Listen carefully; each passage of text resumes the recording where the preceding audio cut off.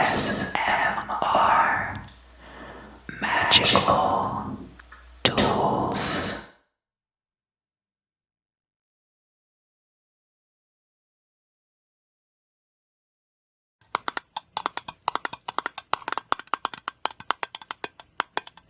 Hi. Welcome back. Welcome back. Welcome back. This is going to be your crystal scrying for the week of April 28th through May 5th.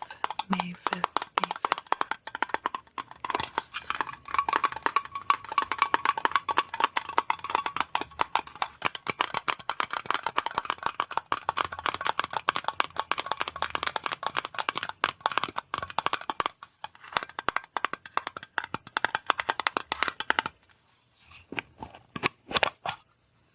So, I'm going to be doing something a little bit different in that the past several times I've used incense.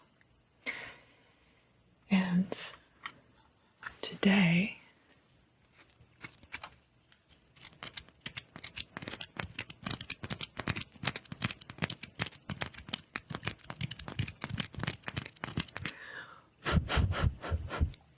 I'm going to be using this stick of cassia bark.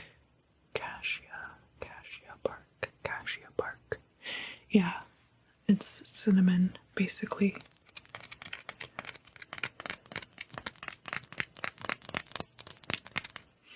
It smells so good. And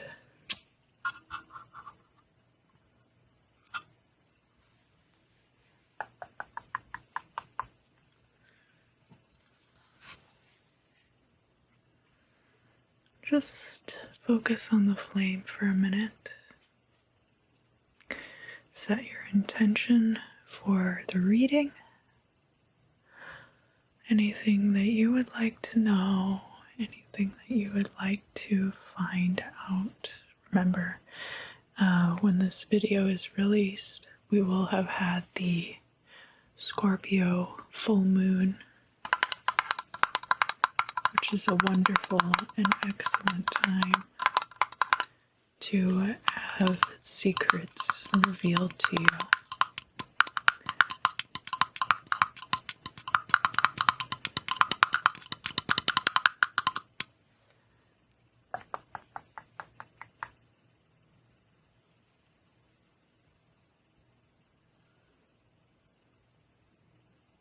Just let the hot cinnamon cassia bark interact with the hot flame.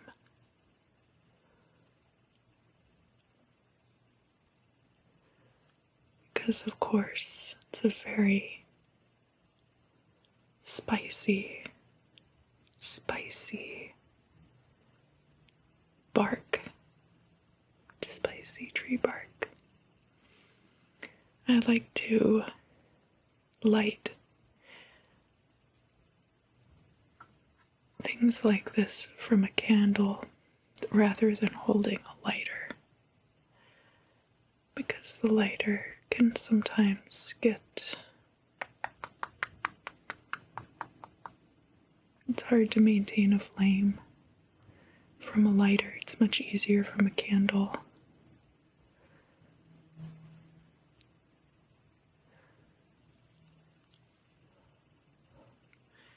Oh, that seems to be burning nicely.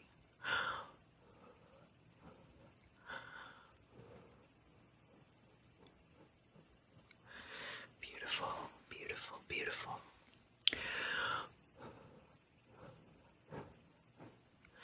Cassia is very good.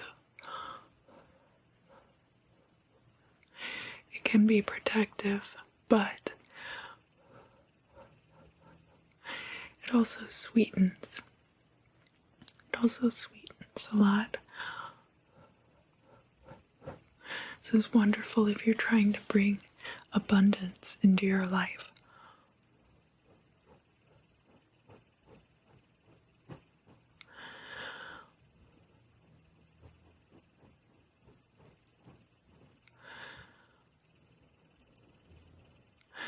just going to blow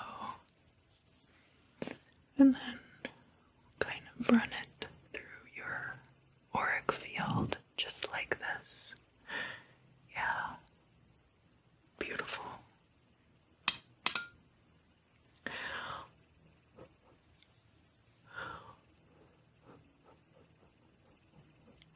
It smells so good.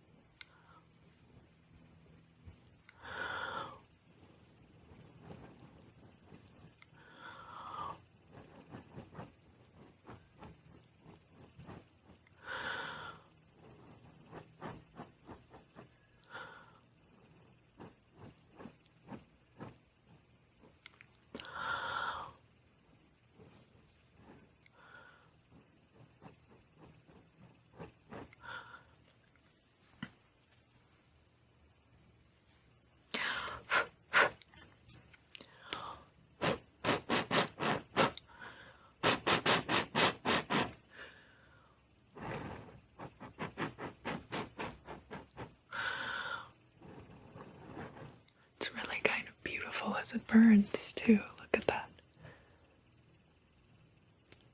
Beautiful little petals. Almost.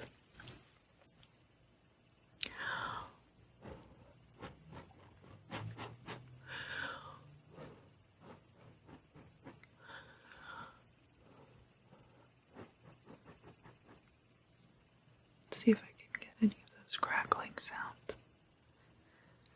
It's very difficult though.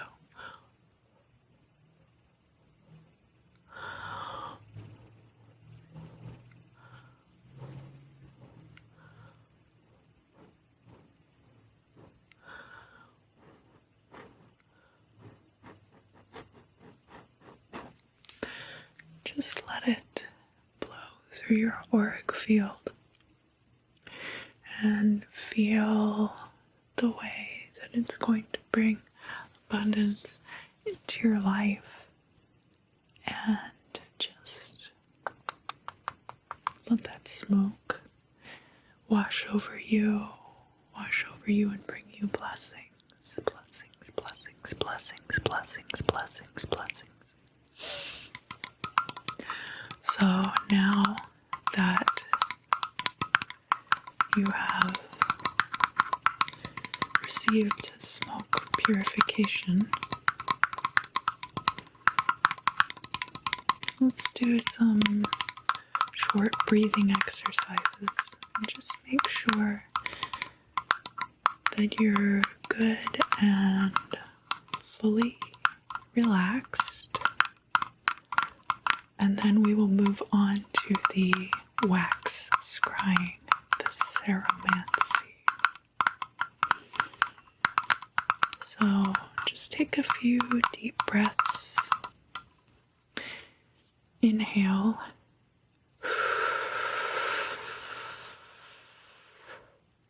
And hold. And exhale.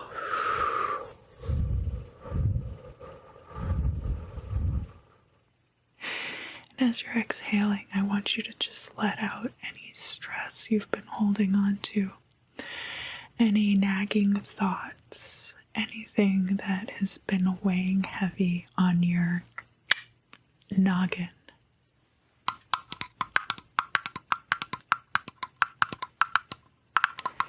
And then just breathe normally for a moment. And inhale.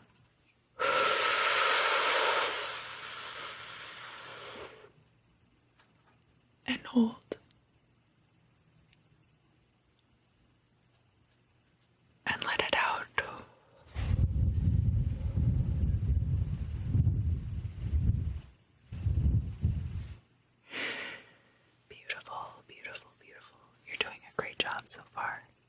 always do an excellent job, but I just wanted to let you know that you're doing a great job. And inhale.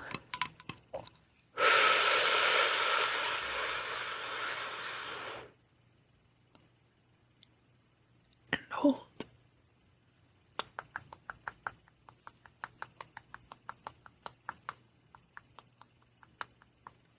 And let it all out.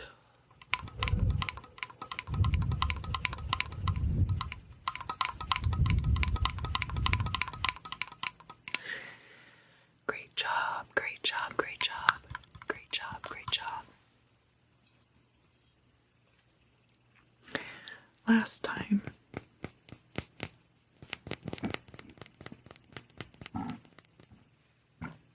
excuse me, I've been having some stomach issues today, so I hope that you'll excuse me. Last time, I don't think I used any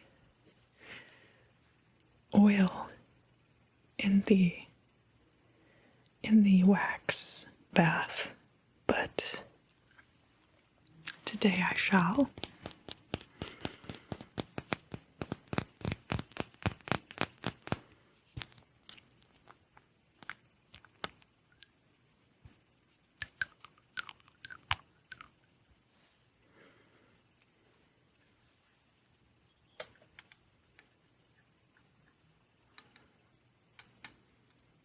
You could see, maybe you can see that it's steaming a little bit.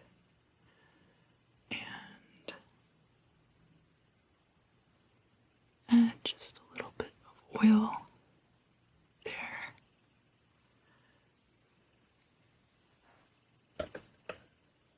Doesn't take too much, really. And then I can have some oil on my hands.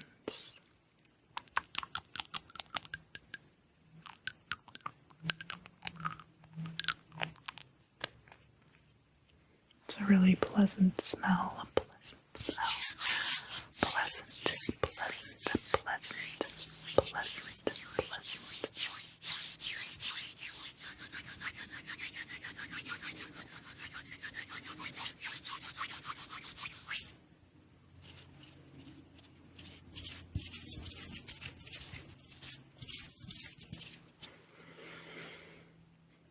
And I'm just going to pour wax into the bath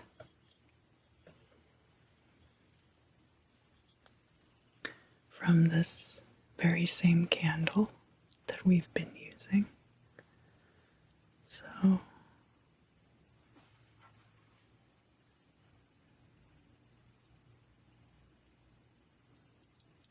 and the focus has betrayed me.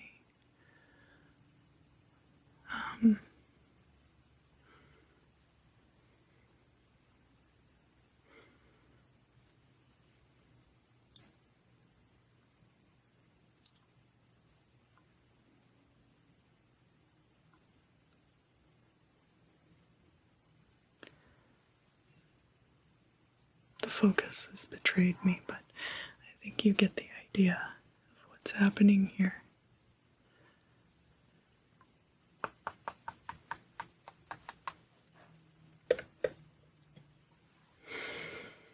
That'll be really good. That will be a very good scry, a very good scry.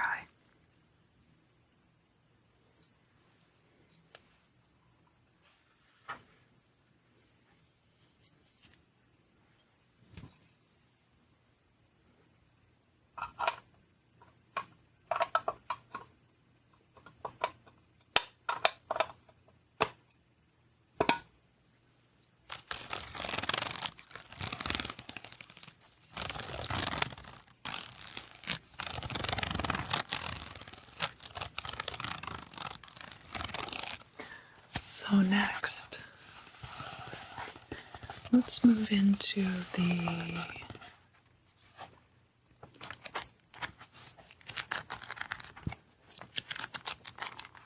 ephemera.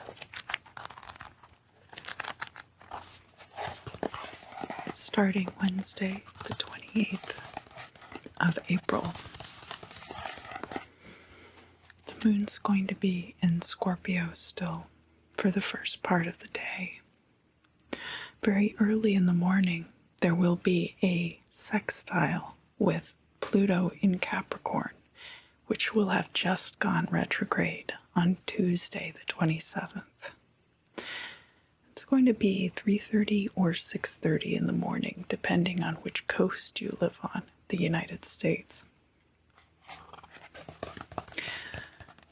Next, there's going to be a square between the moon in Scorpio and Jupiter in Aquarius. And that's going to be when the moon goes void of course, right before it goes into Sagittarius.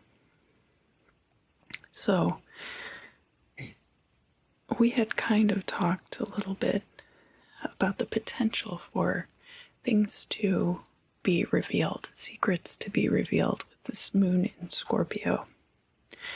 And with that sextile, with that Pluto retrograde in Capricorn, that could absolutely have something to do with career.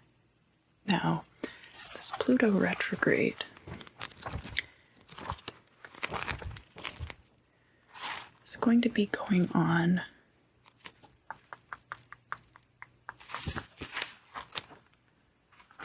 until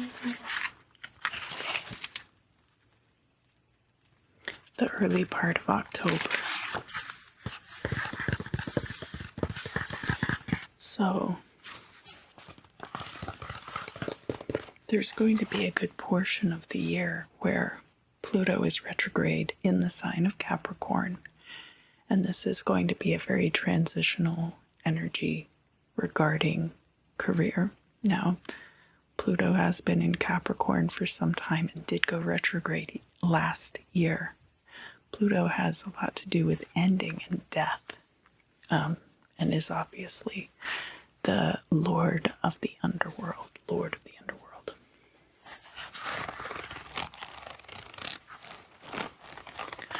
So there's quite a bit of potential there for endings in work situations, especially ones that are no longer working for you. And in this day and age, it's very difficult to find long-term employment that is working for you. So it definitely is potential for a lot of people out there.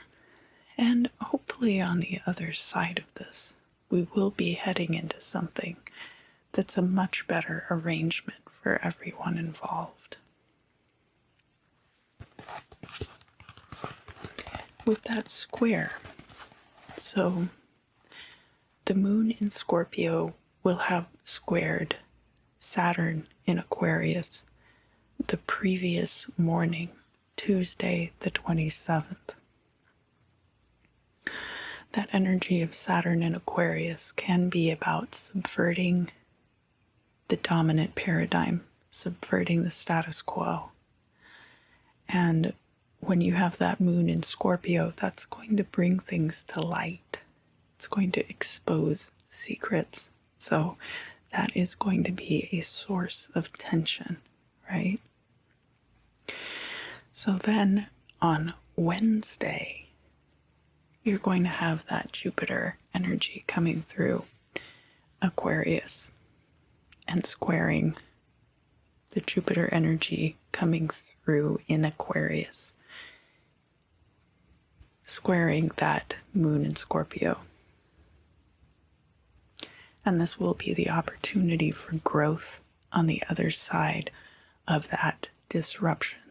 So a lot of times these paths can be affecting each other. But it's also important to understand that correlation does not equal causation. In this particular situation, because it is the moon in Scorpio, which is a very emotional, but also very occluded energy, there could be things occurring that seem like they're related, but which might actually not be. So just be mindful of that. The moon is then going to enter Sagittarius. Sagittarius, the sign of Sagittarius. The moon's going to be in the sign of Sagittarius. And there will be 2 quincunxes. So the moon in Sagittarius is going to quincunx Mars in Cancer. Remember, Mars is going to be in Cancer now, which is a very raw edges on your feelings kind of an energy. That moon in Sagittarius has to do with bringing to light things to elevate the self. So you might be working on aggressive energies, or you might be working on ways to handle the rough edges of other people. That's also possible. The moon in Sagittarius is also going to quincunx the sun in Taurus. That's going to be an overnight energy carrying us into Thursday, the 29th. Sun in Taurus, of course, being things brought to the forefront having to do with finances, one's own finances, and one's own sense of stability in their lives. The moon in Sagittarius, then, how can I, from a holistic, from a more enlightened perspective, bring these things in for myself in a way that is sustainable and healthy and fits in with my higher spiritual purpose.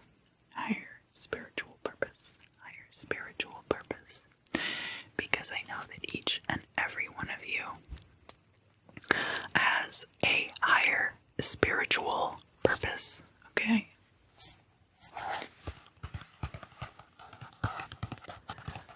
So Thursday the 29th. First thing in the morning, there's then going to be a quincunx with Uranus in Taurus. So the sun in Taurus, what is going to benefit me in particular regarding finances and stability?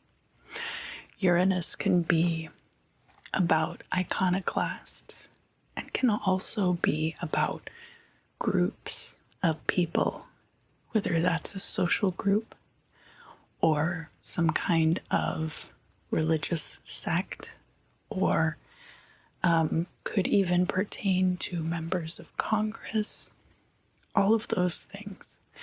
So that's going to continue moving that energy through that we're going to see developing between the moon in Sagittarius and the sun in Taurus. Later in the day also, because we have so many planets in Taurus right now, Venus and Mercury are also going to be forming that same quincunx with the moon in Sagittarius.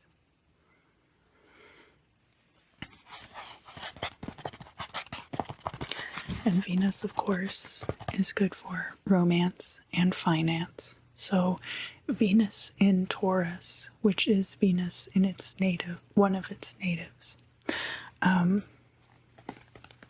is very good for your financial standing. Moon in Sagittarius, especially because we're seeing Uranus in Taurus, quincunxing it right before. There's a possibility that there's new ideas coming in related to elevation of the self that are going to help you develop your finances and your stability. And then later in the evening, where we see that quincunx with Mercury. Mercury has to do with education and also has to do with communication. So, moon in Sagittarius. Sagittarius can also be about higher education. So, you might be deciding that you would like to improve your education, but you could also just be communicating with other people about these new ideas in an effort to get the ball rolling. Also on Thursday, we're going to see a trine between the moon in Sagittarius and Chiron in Aries. And that Chiron in Aries being a healing energy for any parts of the self that can be selfish or that can have a tendency to start things and not know how to finish them. Moon in Sagittarius is going to be looking out for your higher self in that situation. I don't know why I always get stuff in my eyes. An eyelash in my eye. Sorry about that. I need to go watch one of those other ASMR videos where they get stuff out of your eye right before I do these videos. But if you ever make an eyelash wish, oh, there it is. If you ever make an eyelash wish, you can wish on my eyelash. There we go. Yeah, I blew it away. Alright, so next we're going to see a sextile between the moon in Sagittarius and Saturn in Aquarius. So the sextile with Saturn is going to be on Thursday the 29th. And the sextile with Jupiter, which is also in Aquarius, is going to be on Friday the 30th, kind of in the middle part of the morning. So either around 6:30 or 9:30 in the morning. That's also going to be when the moon is void, of course, about to go into Capricorn. So when you're looking at moon in Sagittarius, you are looking at this energy of things being illuminated that can help you elevate yourself. Saturn in Aquarius, again, being this energy of possibly destruction of the status quo, subversion and destruction of the status quo. So there might be ways that benefits you, and those might be coming to light on Thursday the 29th. And then, as we move into that energy of the sextile with Jupiter on Friday the 30th, which is Orthodox Good Friday for the Orthodox Church. There are a lot of Orthodox churches, though. Then you're going to see that situation expanding, and you're going to see the potential for growth of your wealth coming in as well.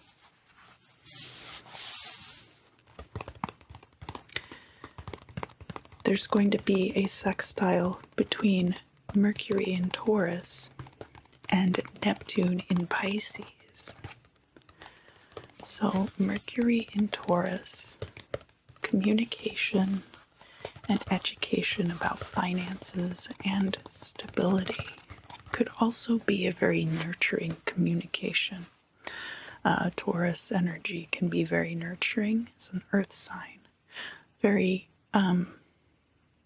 much having to do with tending to the earth. I feel like more so than some of the other signs. Virgos can be more like alchemists, and of course the Capricorns knowing how to use the earth's resources. This sextile with Neptune and Pisces will be very good for intuitive communications. So if you're working with earth deities or earth entities or earth energy, elementals. So if you're working with earth deities or elementals or other entities, this would be a good time for using your intuition in that communication. That's going to be kind of in the late evening into the night, so around 7:30 or 10:30, again, depending which coast you live on.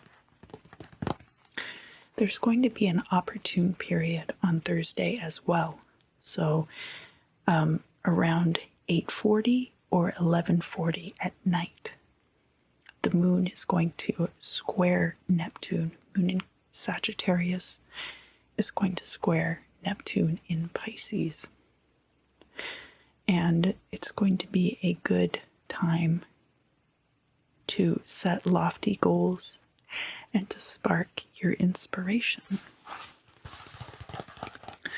That opportune period is going to go until the next day when the moon enters Capricorn, and that's going to occur either around 9:15 or 9:15 noon.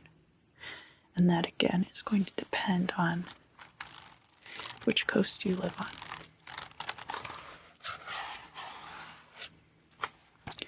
And that Mercury in Taurus sextile with Neptune in Pisces is going to be a very good segue into that, which is happening like maybe an hour before the opportune period starts, because the communication will be prime for these things. And then of course moon in Sagittarius being things being brought to light regarding how to improve yourself, self-improvement, elevation. So then we're moving on to Friday. That opportune period. So that's going to be a little over 12 hours. It's going to be overnight, but it does start either early enough in the evening if you're on the West Coast, or it'll go until late enough the next day that you should be able to take full advantage of that energy if you desire.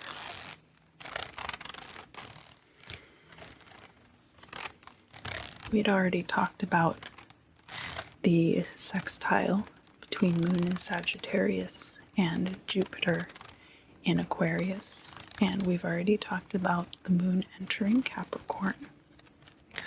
So also on Friday the 30th, there's going to be a conjunction between the Sun and Uranus, and that of course is going to be taking place in the sign of Taurus.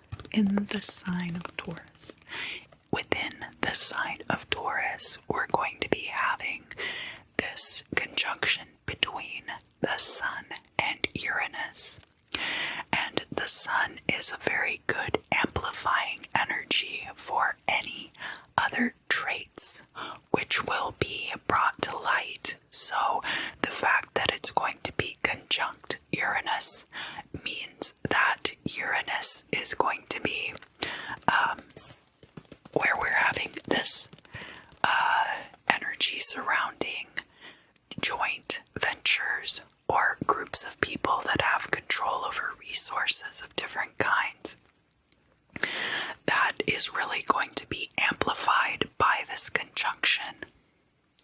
So I've been talking about that Uranus in Taurus energy for quite some time now. And I think that you already kind of have a grasp of what I'm talking about. But you could also get a really fantastic novel idea that you would never have thought of otherwise during this time. And that is going to be from 12:54 p.m. on the West Coast or 3:54 p.m. on the East Coast. Alright, so the next thing that's going to happen that day is the moon in Capricorn is going to be in opposition to Mars in Cancer. And that's going to be happening kind of in the middle of the afternoon or the early evening hours.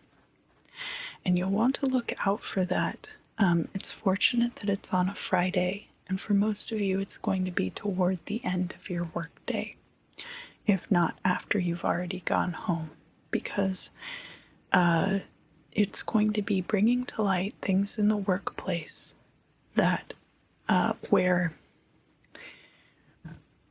people's rough edges and their emotional energies, the more aggressive sides of people's emotional energies in the workplace are being brought to light, if that makes sense.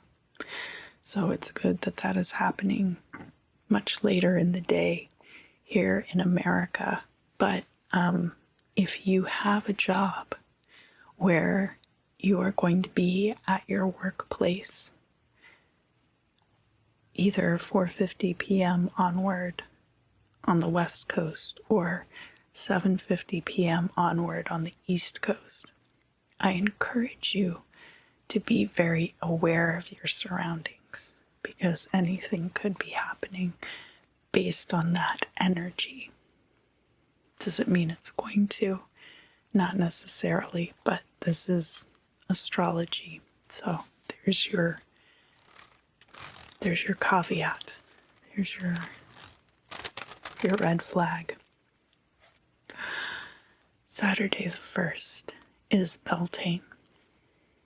So any of you who will be celebrating Beltane, I wish you a happy one, and I hope that you have wonderful things planned. It's a really wonderful, joyous celebration around fire that's bringing us into springtime and into the summer months, really, now.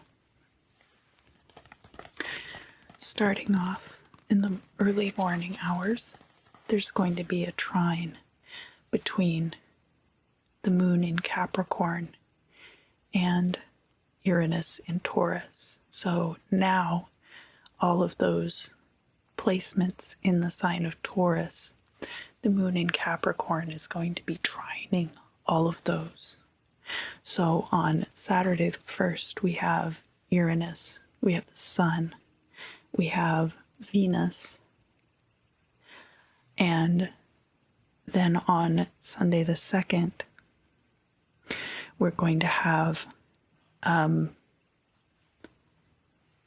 Venus in Taurus and Mercury in Taurus. And another interesting thing that I'll bring up right now, but that we'll talk about a little bit more when we get there, is that on Sunday the 2nd, Mercury in Taurus is going to trine Pluto in Capricorn, and then the moon and Pluto are going to be conjunct in the sign of Capricorn, and that is going to be, of course, with Pluto in retrograde. So that's going to be very interesting. And that's going to happen pretty early in the morning on Sunday the 2nd. So, all of these trines, this is an earth energy trine, so very stable, very grounded energies, and can have a lot to do with your finances, your personal finances, and your property. Definitely could have to do with jobs, and especially with moon in Capricorn, things being brought to light about the job and emotional states surrounding your job. The moon is also a very cyclical entity in the Earth's life, I guess is the best way to put it. And how the moon waxes and wanes. We have full moons, we have new moons, and the moon's relationship to the Earth is always fluctuating in a very easily measured kind of a way. So things like that could be coming up around your job as well. There could be cyclical things about your workspace that you are needing to pay attention to at this time. And as this relates to all of these placements in Taurus, of course, it's going to bring in very good potential for you to have an improvement in finances and an improvement in the stability of your life, which I think is something that all of us are ready for. The moon in Capricorn is going to be squaring Chiron in Aries. And these are two cardinal signs, and the cardinal signs are more true to environment than they are to themselves sometimes. Even though Aries is the sign of self and the sign of beginnings, I am, there can be things about that where you're more true to your nature than to yourself.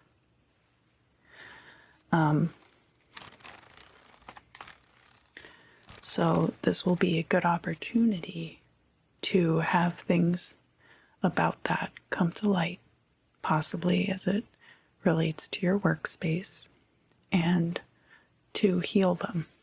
But it is a square placement, and so there might be tension surrounding that situation. There's also going to be, so the trine between the moon in Capricorn and Venus in Taurus is going to be an overnight energy, as will the sextile between the moon in Capricorn and Neptune in Pisces. Neptune in Pisces. Neptune in Pisces is really wonderful for your psychic intuition, just so you know. So that sextile, there could be intuitive things that come to you that help you bring to light things about your workplace.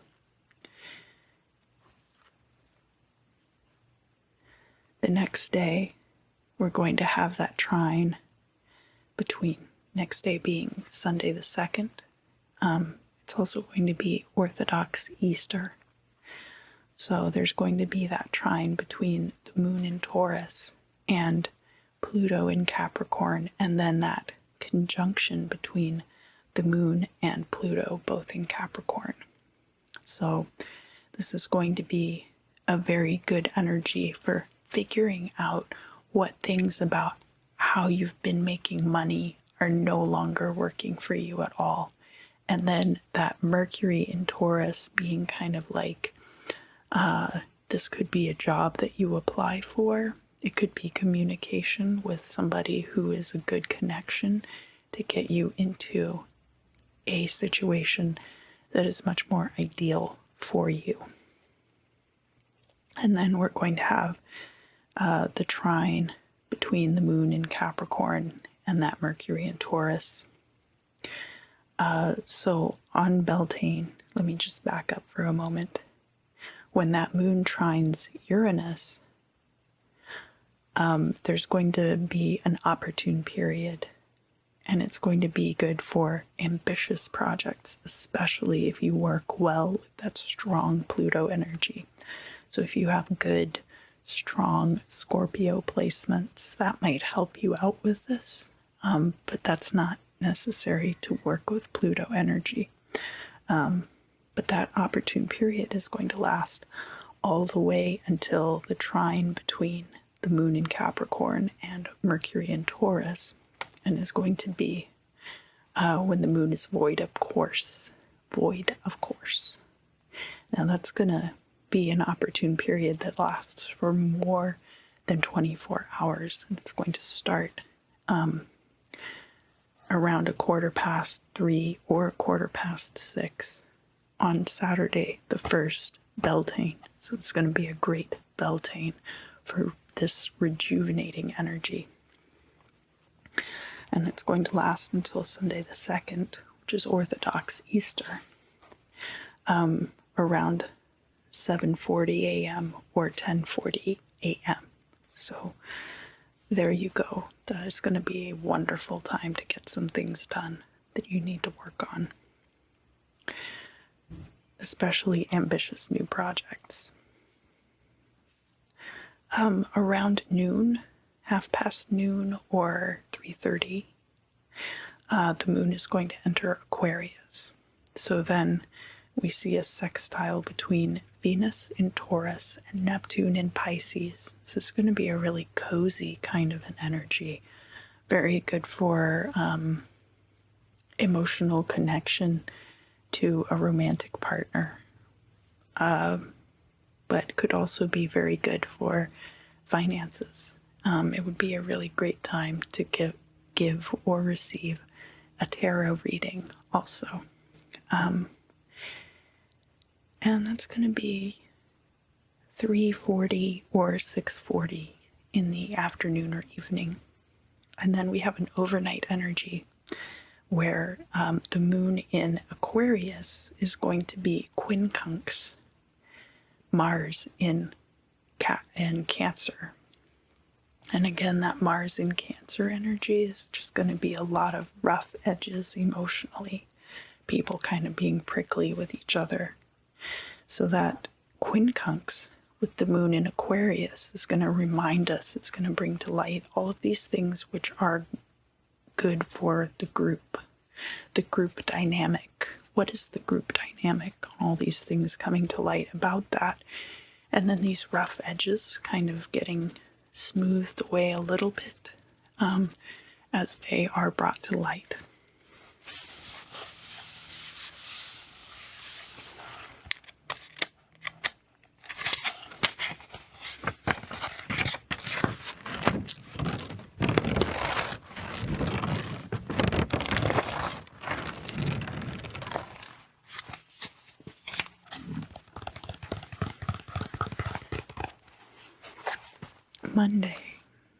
Monday the 3rd.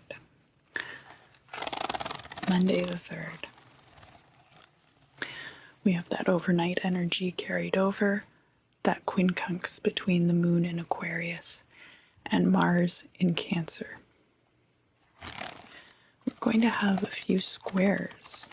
So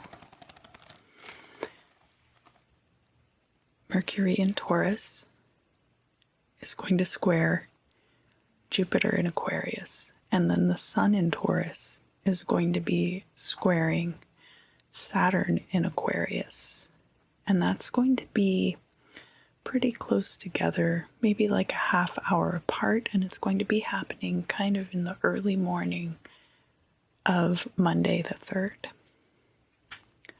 So now we have communication about wealth and expansion, possibly for groups, possibly for financial gain, maybe even mutual financial gain. And then immediately after that, we have people kind of challenging the status quo, because we've got the Sun in Taurus really emphasizing people's need for financial stability. So that is going to be happening early enough that some of you may be at work already when that happens, especially on the East Coast, but a lot of you might be asleep. I'm hoping to be asleep when that happens. Not because of the placement, but just because it's my bedtime. Okay, so then there's a sextile between the moon in Aquarius and Chiron in Aries, and that is going to be in the middle of the morning of Monday the 3rd, and will give everyone an opportunity to kind of like hash out their own personal feelings about these things in the context of everything overall. So that'll tie everything up actually pretty nicely, I think, regarding that situation with the squares with the Sun and Mercury in Taurus. There's also going to be a square between the moon in Aquarius and Uranus in Taurus. And the moon in Aquarius and the sun in Taurus. So I think for a lot of Monday, we're going to be dealing with the idea of reconciling new ideas, especially, I don't know how much all of you know about Bitcoin mining and how destructive it is to our infrastructure because of the amount of electricity it requires. But that would be a good example. Moon in Aquarius, something like that. That is a novel idea. It's a brand new way of making money. And while that's really cool, it's also being very, it's being taken to its natural conclusion. Let's say it like that. So where we're looking at something like that that's very novel, or something that relates to group energies, because Aquarius can also be about groups of people, things being brought to light about that, cyclical things occurring around that.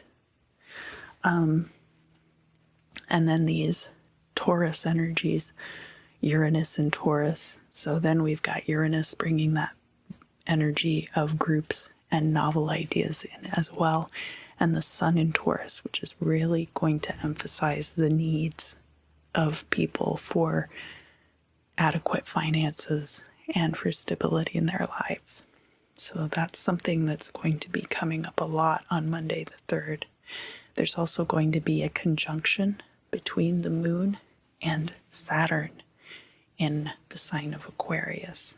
And the moon is going to conjunct Jupiter the next day, Tuesday the 4th. So, again, this could be challenging the status quo, and then things coming to light about said status quo to further challenge it. Finally, on Monday the 3rd, something pretty cool is going to happen where Mercury enters one of its native signs, which is Gemini. And that's going to be in the evening, so around 7:45 or 10:45 p.m., depending on your coast. So next, we're moving into Tuesday the 4th, and we actually have another opportune period on this day. It's going to last about 8 hours. So either from 9 to 5 or from noon to 8 p.m. And that's going to be when the moon in Aquarius is squaring Venus in Taurus. And it's going to end when the moon is void of course, and that is also going to be when the moon is conjunct Jupiter. So Venus and Jupiter, when you get those two planets kind of around each other, or interacting with the moon, and then the moon goes and interacts with the other one. That's just a lot of good energies for money, especially, and also for expansion. So Venus and Taurus being a very nurturing energy, and Venus being in one of its native signs, which is Taurus. That moon in Aquarius could be about group dynamics, could also be about novel ideas and concepts. So that square, then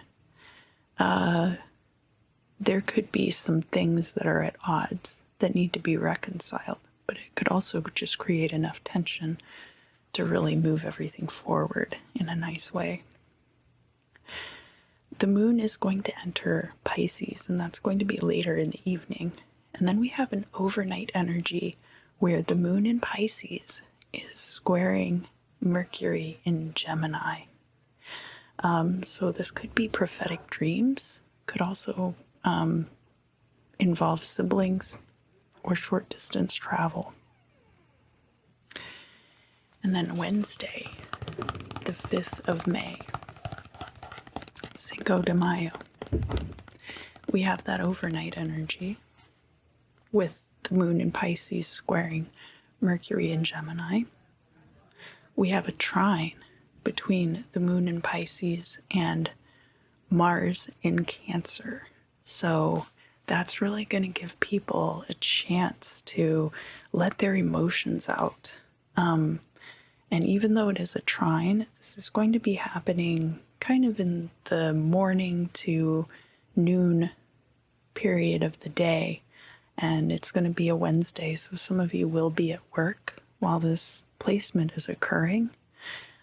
So if you have long-standing enmity with anyone in your workplace, this might be a situation where all of that ends up getting hashed out. And it might end up getting resolved in a way that is actually very pleasant and not very combative. So fingers crossed for that. That's going to be that moon in Pisces energy, really helping everyone be much more empathetic to each other.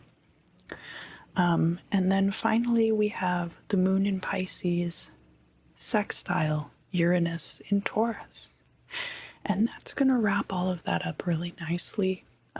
It's going to be either 4 p.m. or 7 p.m. So it could be toward the end of your workday, or it could be after you've gone home. And that's just going to be everyone's intuitive feelings coming out, being brought to light, and being very beneficial for new ideas regarding finance and stability, and also groups that have control over a piece of property. So all of that is going to be conducive for a very pleasant Cinco de Mayo for you.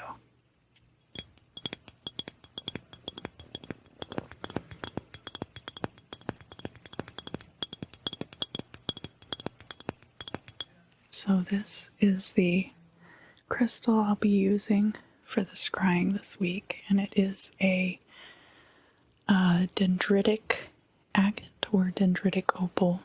You can see all of these really nice little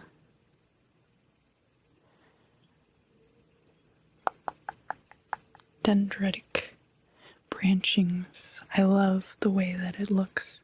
It's very similar to a moss agate, of course, but moss agates typically have more greens, whereas these dendritic agates have much more blue undertones and the blue dendrites.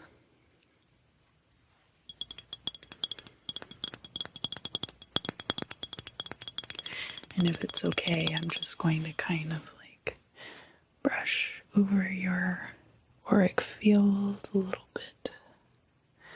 Brush over it, and that way I can pick up some of your collective energy and translate it into the reading. Thank you, thank you, thank you, thank you. You're doing an excellent job. You're doing such a great job. I can hardly believe it. Fantastic and phenomenal. Fantastic and phenomenal, phenomenal, phenomenal.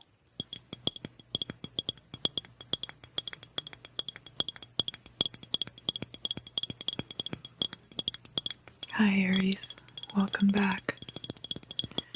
Welcome back, welcome back, welcome back. So, what am I seeing for you here today?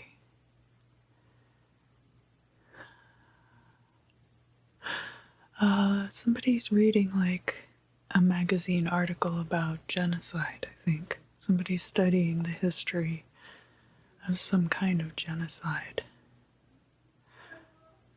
And I apologize, they're hanging out over there, but that's just part of living in an apartment.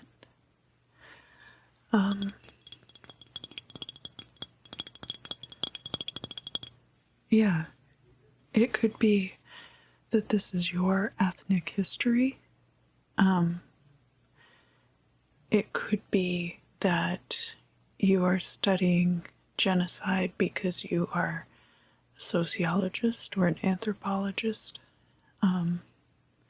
It could be related to stories that have been passed down through your family. I'm not sensing a direct link necessarily, like that that you have been through this genocide, but it could be something that is part of your lineage, or that your lineage was affected by it. Maybe your family emigrated to a different country during a genocide, and that's how you came to live in a different place. There are a lot of people here, some of them ancestral, but it's almost like seeing the progression through time of your family tree, possibly, and that, like many of us, genocide is a part of that.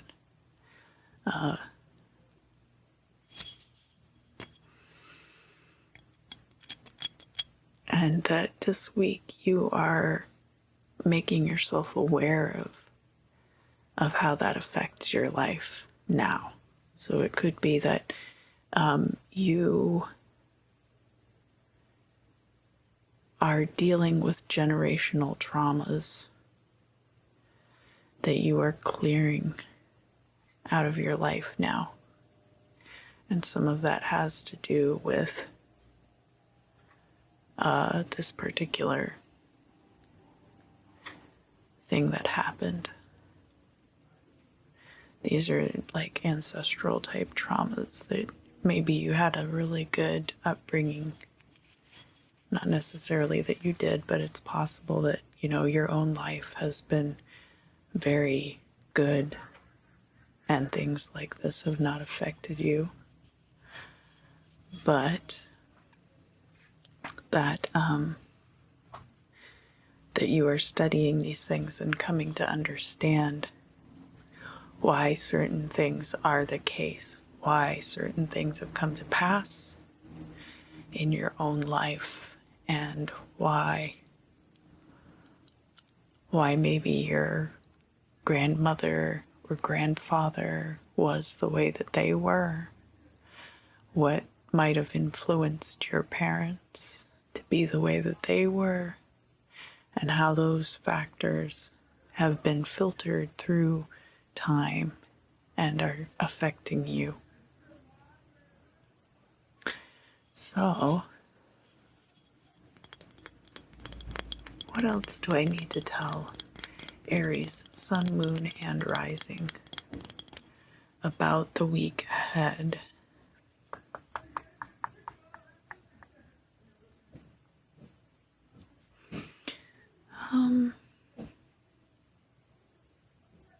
I think that's it. Let's move on to the bibliomancy. Biblio.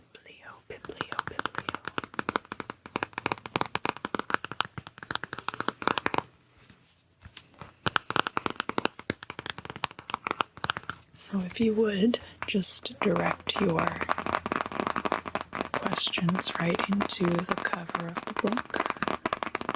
Okay, I think I got it.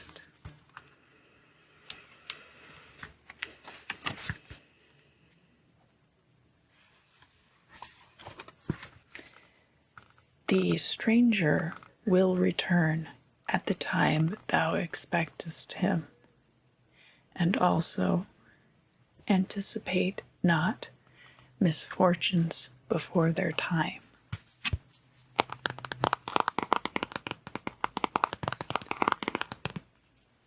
I think that's a reasonable place to call it for this week, Aries. I hope you have a wonderful week ahead, and I look forward to seeing you again very soon. Hi, Taurus. Welcome back. Welcome back, welcome back, welcome back. These readings are for Sun, Moon, and Rising signs, so make sure to watch all 3 of your placements Taurus, what's going on with you this week? Charcuterie, I think is the proper way to pronounce it. But I like to call it by its proper name, which is French Lunchables. I think that you're preparing this kind of spread. You could be entertaining company, possibly, or it could just be for you and a special other person that you're preparing this cheeses, very fancy cheeses, crackers, possibly some sliced meats, but not necessarily. I think, some of you are probably vegetarians. But nice little fancy like meat, maybe even like some sliced boiled egg on there, which is very interesting.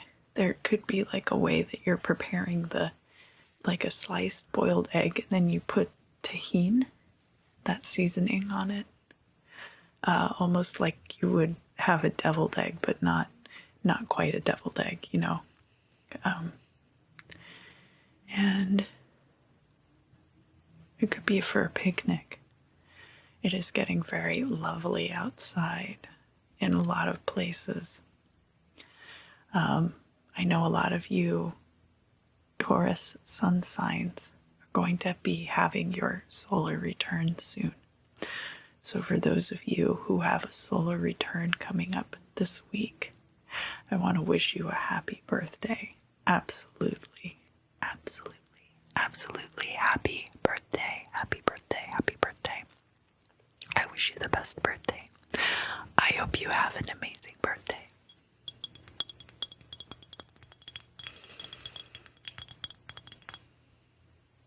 What else is going on? Yeah, like a good, rich red wine is always a wonderful thing to pair with French Lunchables because it's got its own substance and flavor profile, whereas a white wine is better paired with desserts. Even if it's a dry white, it will complement the flavors of that dessert, but it's kind of something lighter. Whereas like a red wine is very good to pair with a meat, cheese, and crackers spread. You might even have some olives or some capers and olives and stuff. Because it has a little more substance and it creates a much more well-rounded experience. I always liked a nice Shiraz, something that tastes a little bit like sweat. But that's my own opinion. Of course, I don't drink anymore. I cannot drink anymore. Well, I guess I could, but then my life would not be good. So, for those of you who can partake in moderation, I fully encourage you to do so. I was actually thinking earlier that I'm a much better enabler. And it's because I have a lot of experience. I have a lot more experience doing that. I'm obviously not a licensed therapist, so I really don't have as much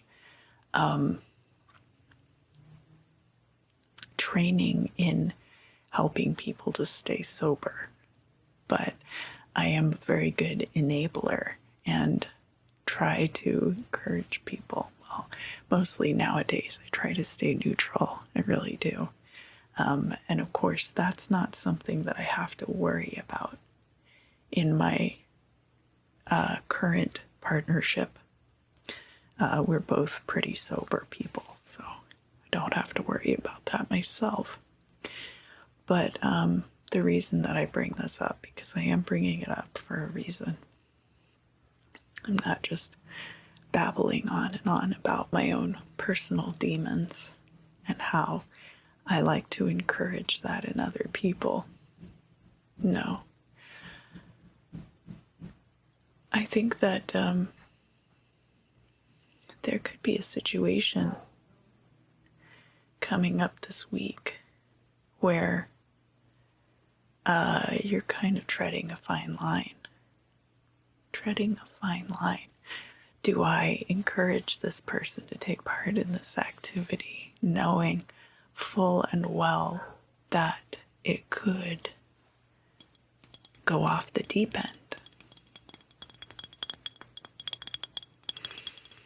And it doesn't necessarily have to be enabling someone else's addiction, but I do feel like there are undertones of that there. So you might not be full on enabling someone, but there might be aspects of their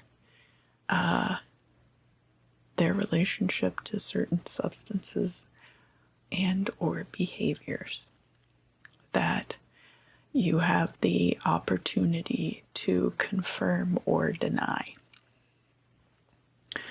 and that you might not be the best moral compass for them to be using in that regard, nor is it really your place to do so. I think in this particular case, you're presenting a smorgasbord to them, and their response is going to be very telling to you about this person and their behaviors. And that really covers a very wide spectrum, especially because this is a general reading. It could be anything could come up under that umbrella of behavior. It could have to do with sex. It could have to do with physical intimacy. It could have to do with drugs. It could have to do with alcohol. It could have to do with gambling, with spending habits. Kind of like the Devil Tarot card.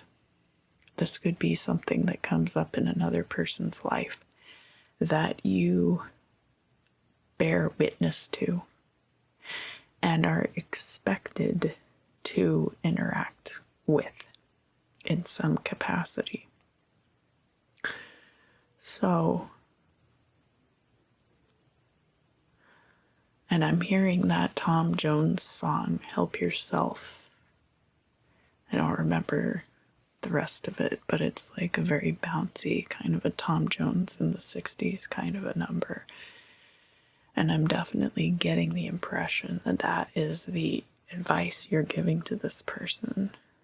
You know, just indulge in it. Indulge yourself, if you will.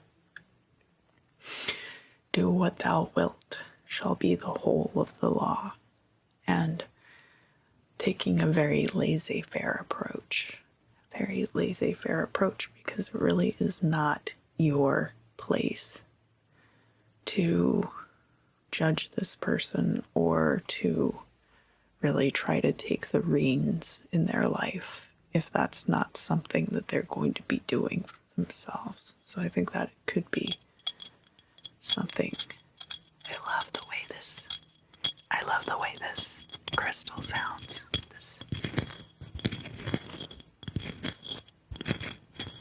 It's so beautiful. It's beautiful, and it also sounds beautiful. Anyway, so do I encourage you to step in? That's the thing. It's really not my place to say. It's really not. It's going to be different for all of you. But that's something that you may find yourself needing to mitigate this week. Let's look into the bibliomancy, shall we?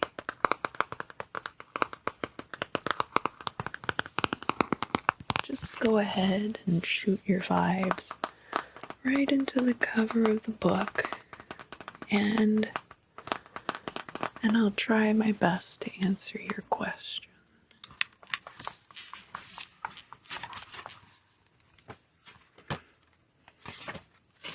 Well, first of all, thou art sincerely beloved.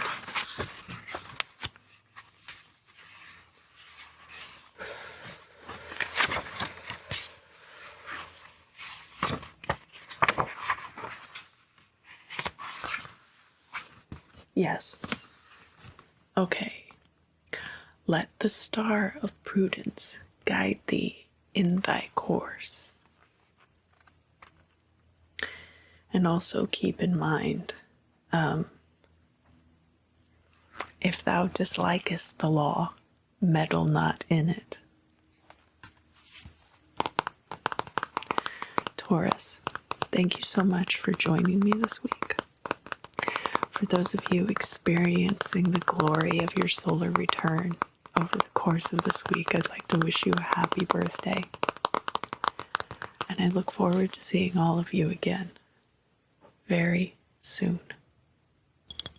Hi, Gemini. Hi, Gemini. Welcome back. Welcome back. Welcome back. It's good to see you again.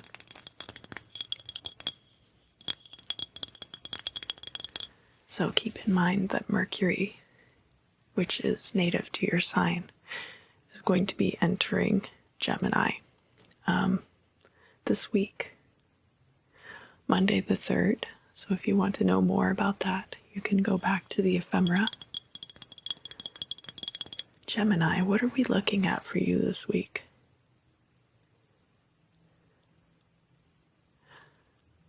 A horse or a hog tie? Something about like tying up a foal a certain way, or tying up, or doing a hog tie. That there's like some kind of, it's like livestock. I'm getting like the sense of pageantry. There's often in small towns, they'll have these, sometimes they're harvest festivals, sometimes it's during the spring, sometimes it's like a county fair. They'll bring their livestock and parade them around. They'll have rewards for the best hog. And I'm seeing horses too, but not, this is not like dressage. This is not like a gymkhana. This is like something to do with almost like a county fair or a livestock fair type situation. So a little bit different from, this is a very like working class kind of an affair. It's not like a, it's not at all like the horse races or something like that.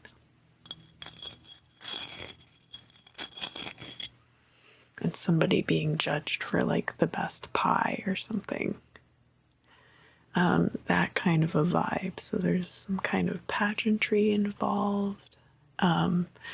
There's also like a lot of mud. Like I feel like wearing, like the sensation of when you're wearing boots and your feet are getting stuck in the mud and kind of stomping through sludge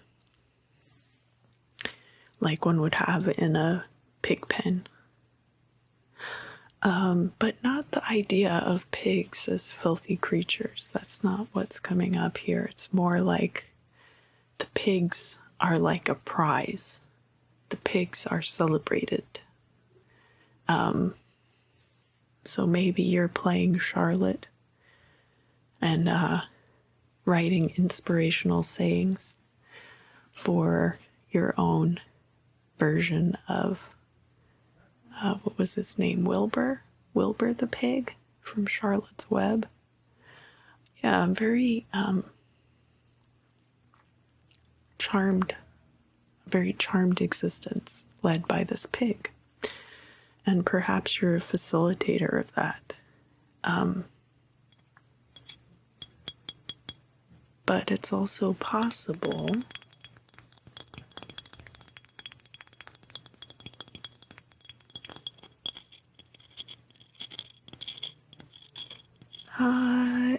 yeah.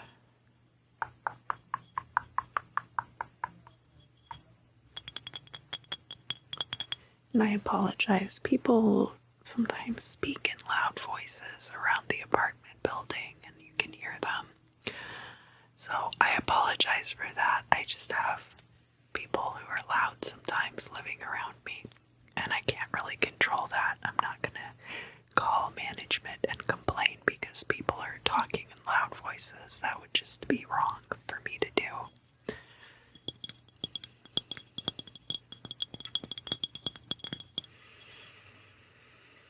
Yeah, what's the deal with this prized pig? What is the deal with this prized pig? It's almost like somebody's a ringer for you, or somebody, their worth is in their flesh, almost. Smart, pigs are smart, horses are smart, but this is somebody who, through your benefit, is leading a very charmed existence.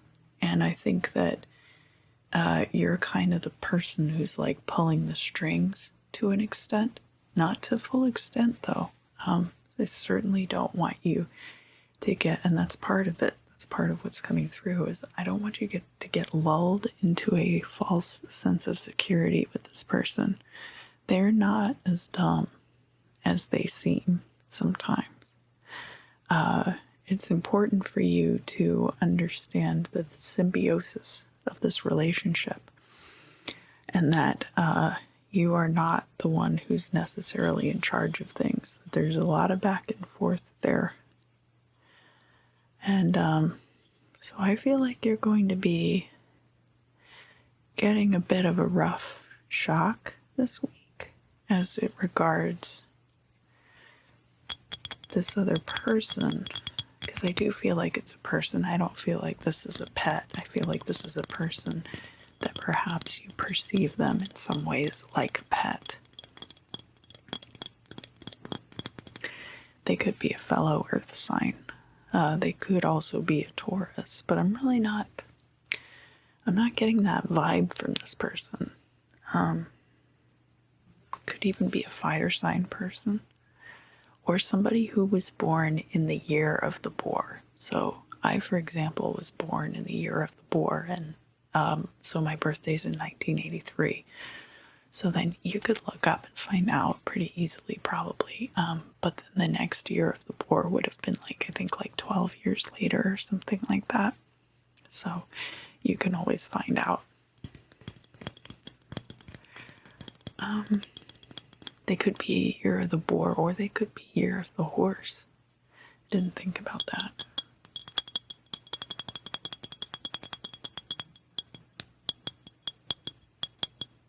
But there being something about this relationship between the two of you where you have a benefit from them that is based around your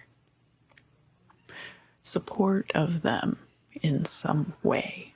That your supporting them is, and I'm not sure what this is. It's like if you're the manager for a rock star, for example, there's benefit to you to be that person's manager. There's a lot of work involved in the handling of their career and stuff that is kind of like the drudgery that you would experience raising livestock. So it's something like that. And I can't quite nail it down because, of course, this is a general reading, so it's not like it's going to be the same for everyone anyway. But there's going to be something like that coming up for you this week, Gemini, and I was just going to invite you to mind the way that you look your gift horse in the mouth, and just be very sensitive to the fact that this is a symbiotic relationship. This is not you being parasitic off of them, and it is not them being parasitic off of you. You both have a mutual benefit from this. Is there anything else that I need to talk to Gemini about for the week ahead?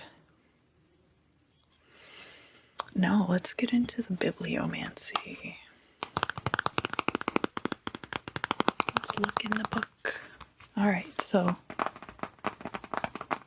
just send me your vibes. Send the vibes right here into the cover of the book. Great, thank you. Yeah, no, you're doing a fantastic job. Fantastic. You're doing a fantastic job, by the way.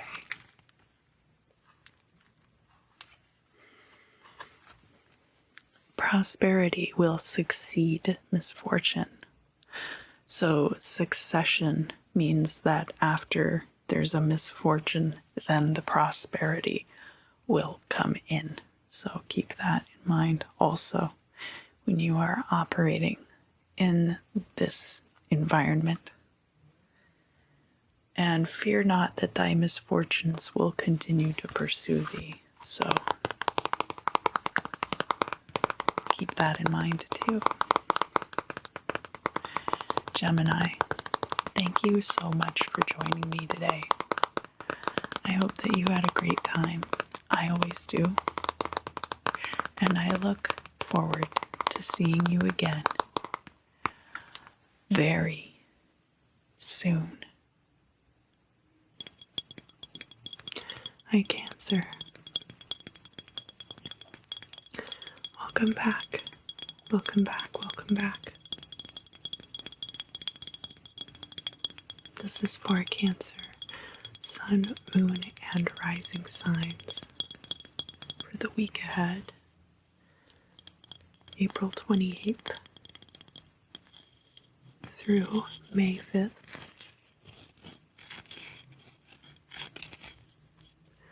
Cancer, what have we got going on for you? I see a rabbit. It's a rabbit on the run. You might feel like you're running from something. Over the next week, you could be running something as well. It's very much like the white rabbit from Alice in Wonderland, that he's running around very, very busy. And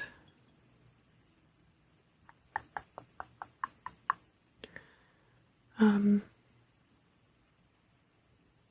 get a sense that you are a little more in control of your own schedule than he was, of course. But you might be feeling very, you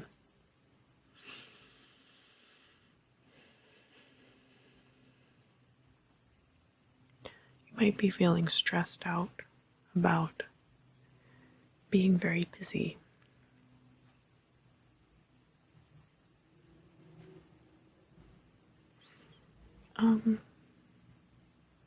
Seeing a few other people, and there might be somebody's birthday,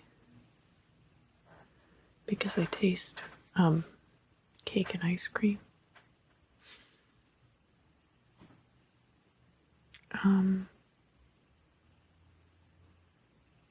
Not heavily though.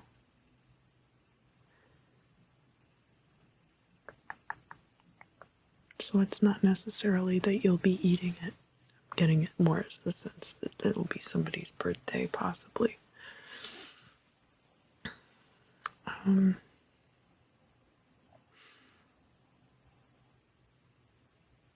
It could even be that a few different people have birthdays this week.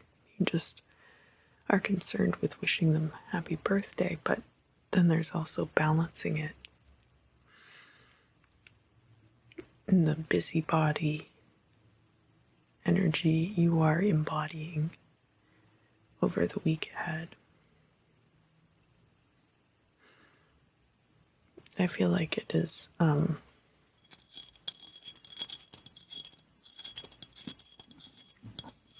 that you are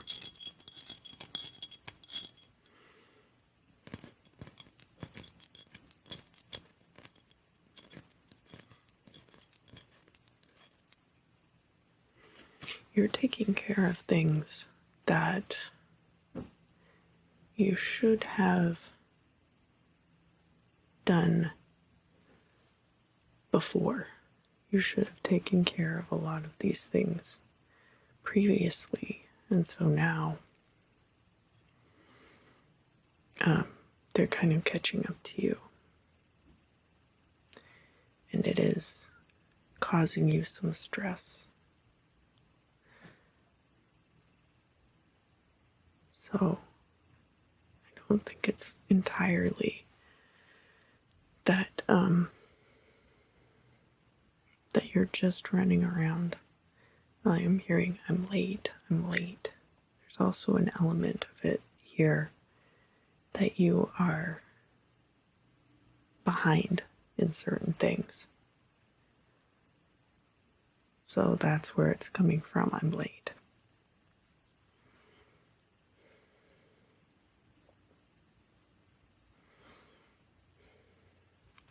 The rabbit also has, like, the top half is a rabbit, but then the bottom half looks like a dinosaur. Very powerful legs and claws. So there's a lot more power there than you realize for you to use. And I think you're going to be coming to understand that over the next week, Bunnyzilla. Yeah. The leverage that you can get with legs and claws like that. It's very intense. What else do I need to tell Cancer, Sun, Moon, and Rising about the week ahead? Just be very cautious about who you're sinking your claws into. Even if it's not done to harm. Even if you, and especially if you really like that person.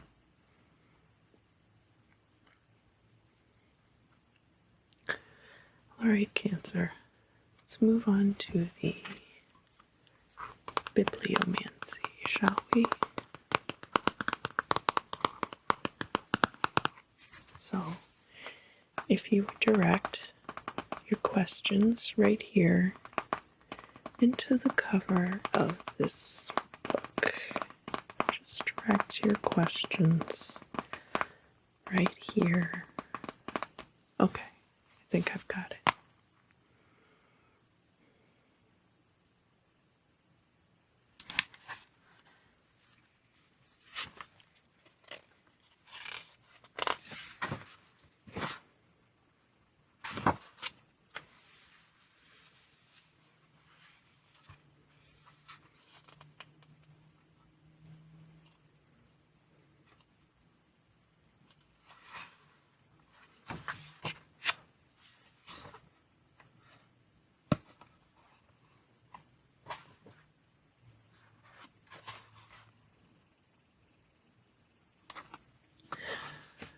Thy slanderers are busy, but they will be baffled in their endeavors to injure thee.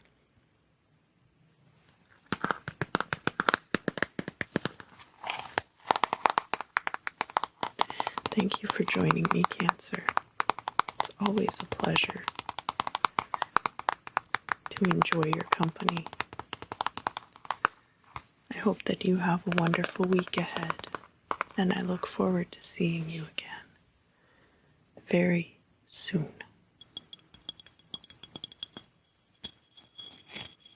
Hi, Leo. Welcome back. Welcome back. Welcome back.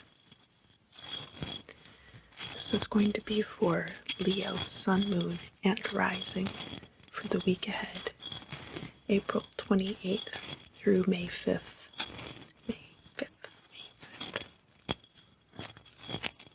That's when I'm going to get my second dose.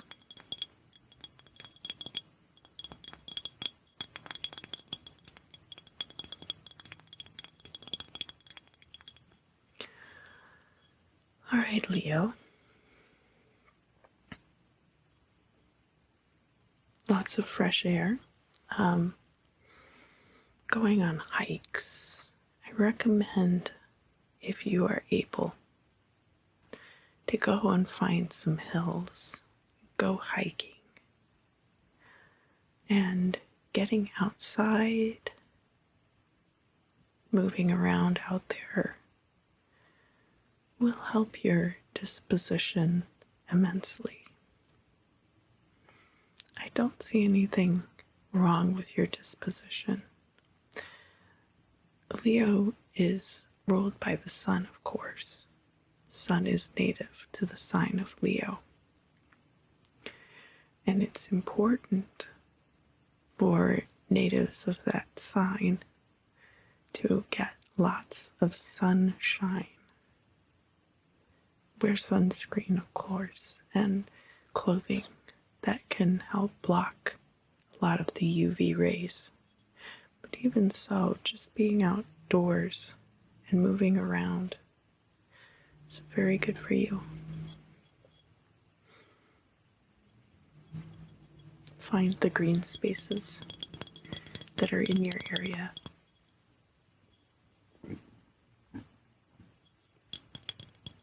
Excuse me, I'm sorry.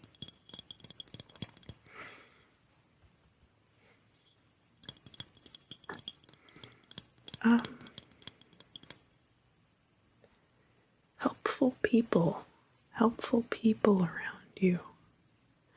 I think a lot of you are focusing on surrounding yourselves with helpful people, and that you are focusing also on being helpful yourselves.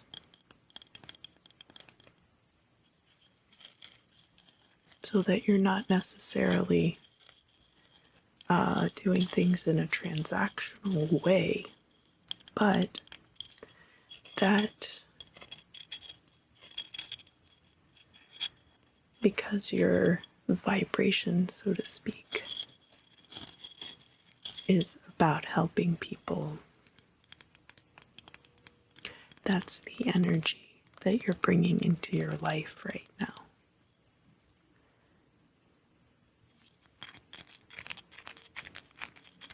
You're encouraging that type of person to come into your life.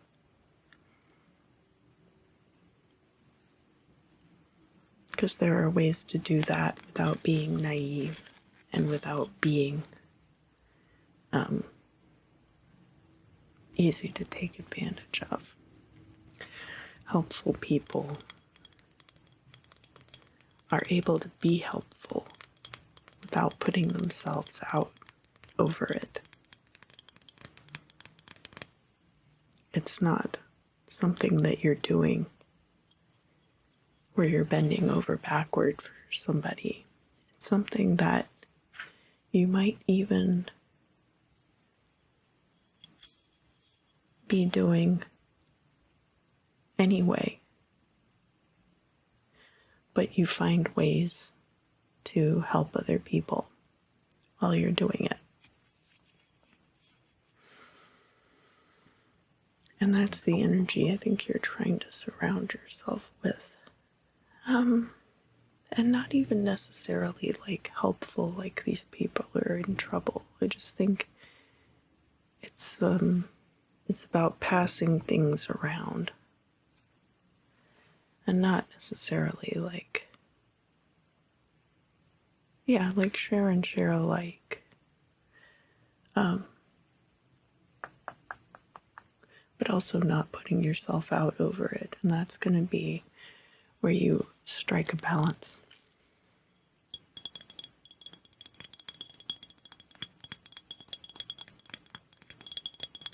Because it's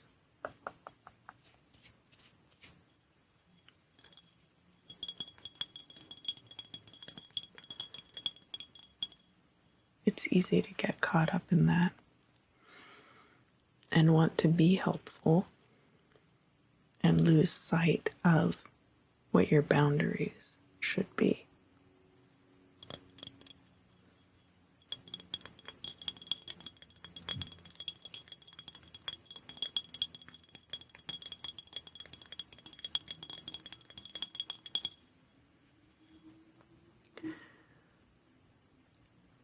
As Leos, I think that you probably will have pretty good boundaries because of your sense of self. But it's good to not just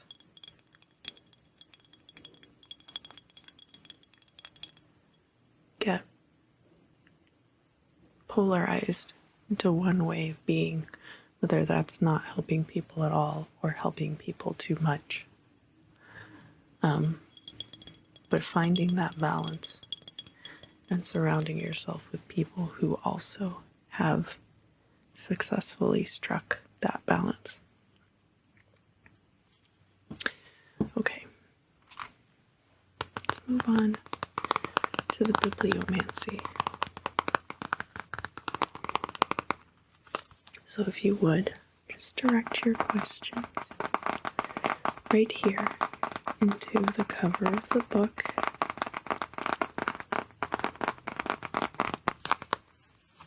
All right.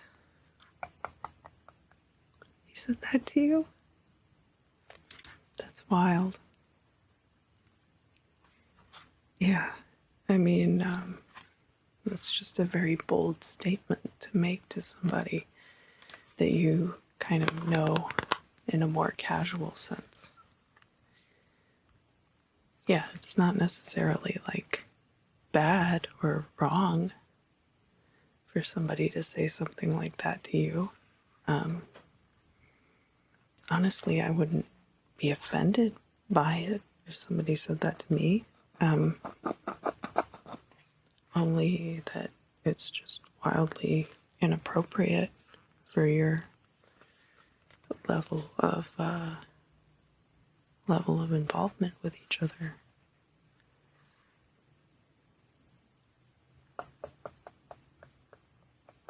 Yeah. Give not large fees in this suit. So suit could be a legal suit, but it could also be pursuit.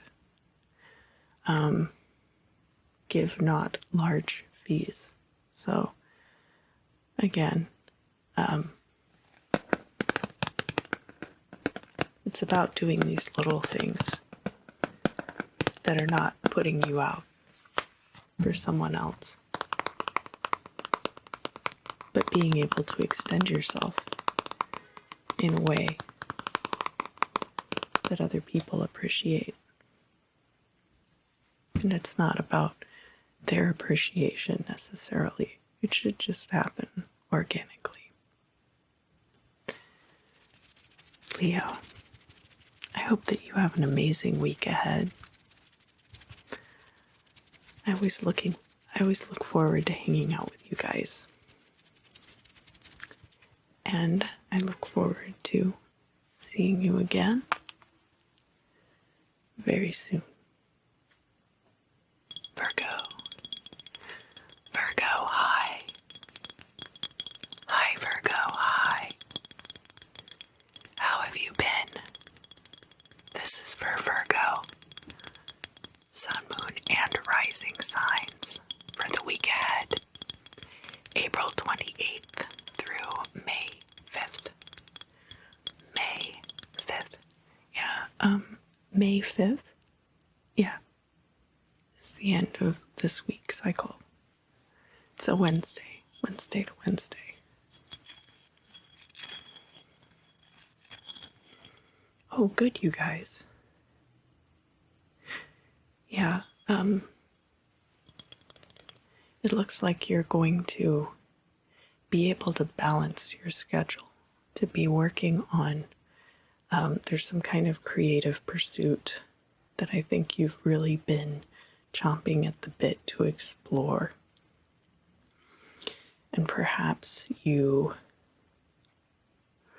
have been waiting for it to be the right time, or possibly you've been overburdened at work and hadn't really had an opportunity to go down this yellow brick road of creative exploration.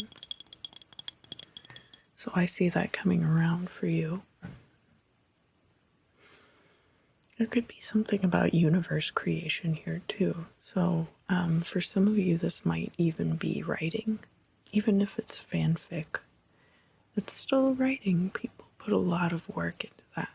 And some works that have become widely recognized started out as fan fiction. So I think it's perfectly all right to explore by those techniques. Well, that's okay, and you're not going to.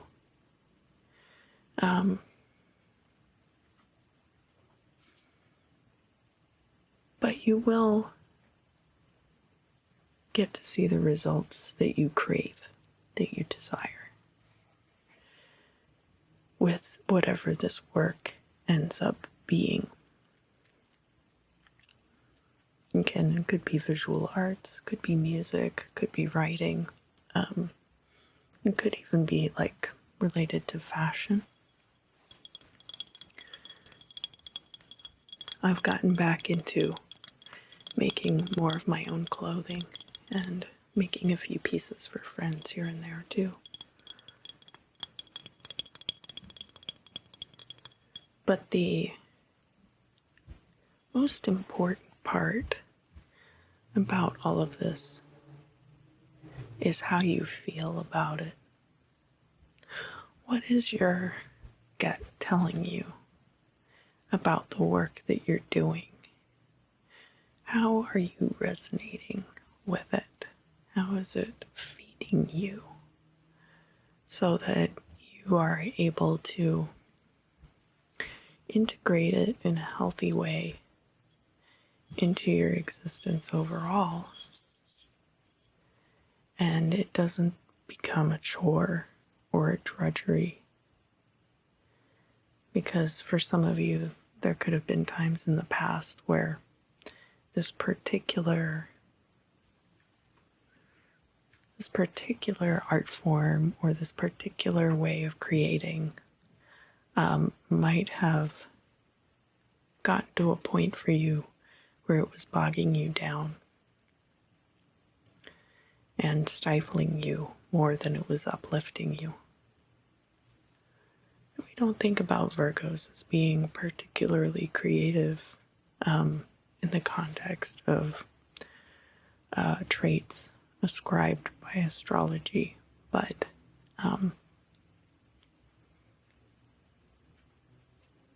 it's definitely something that is possible for everyone.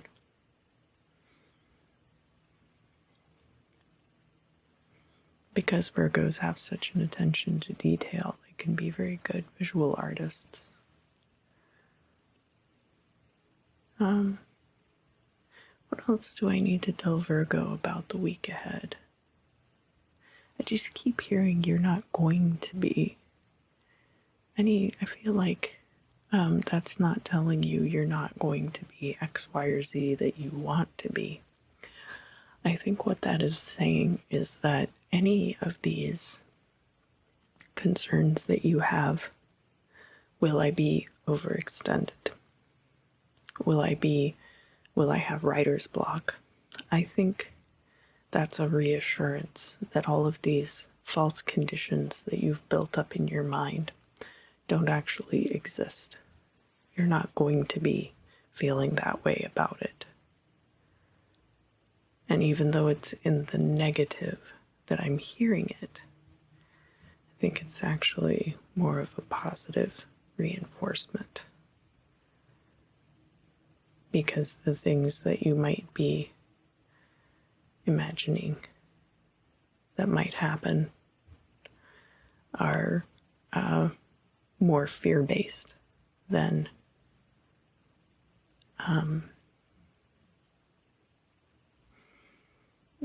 built in the idea that you want to succeed. So that's something to consider too, Virgo, because you're going to want to make sure that vibrationally you're leaving yourself room for this growth and for transformation.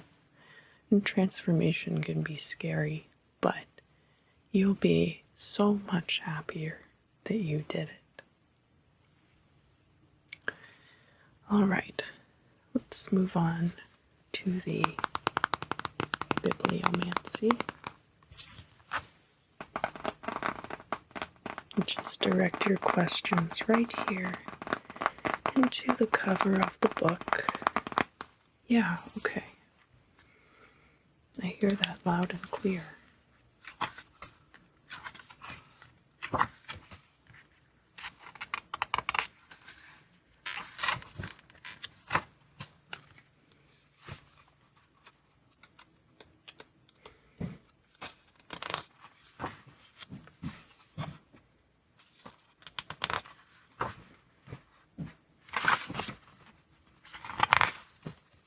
Yes, so be not intoxicated with good fortune at first. That is the bait which is thrown out by the gamester to allure his prey.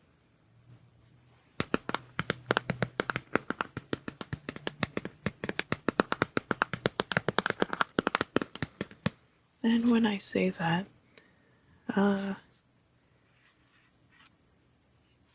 what I mean is that not that all good fortune comes from others who are seeking to take advantage of us. But don't get lulled into a false sense of security or, more importantly, complacency by good fortune. Don't allow it to gently creep in and tuck you into bed prematurely. Virgo, thank you for joining me. I always love our time together. I hope that you have an excellent week, and I look forward to seeing you again very soon. Hi Libra, welcome back. Welcome back, welcome back, welcome back. This is going to be for Libra, Sun, Moon, and Rising for the week ahead, April 28th through May 5th.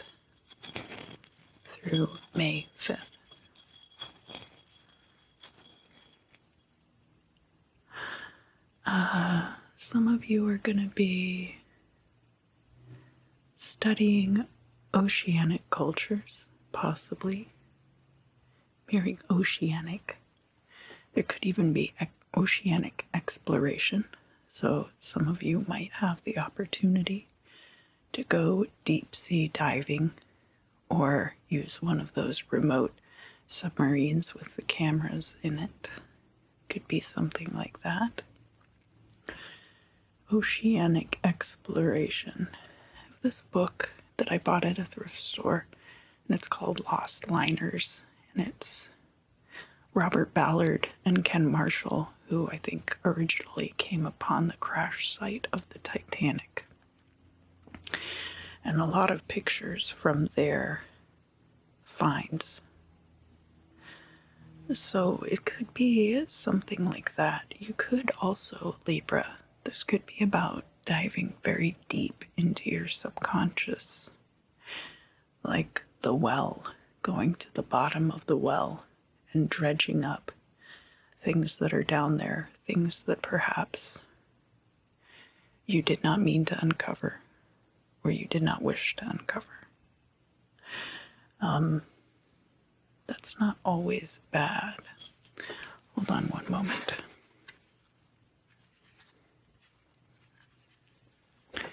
Wanted to turn on my mood lighting. What else is going on with Libra this week?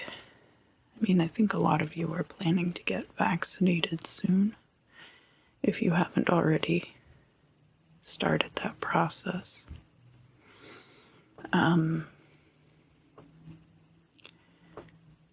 Yeah, deep sea diving.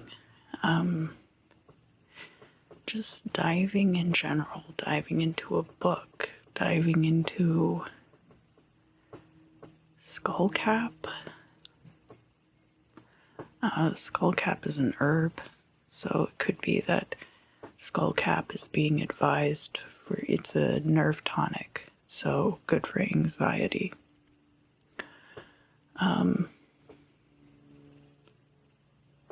There are a few other wishes here, so it's almost as though you have tied the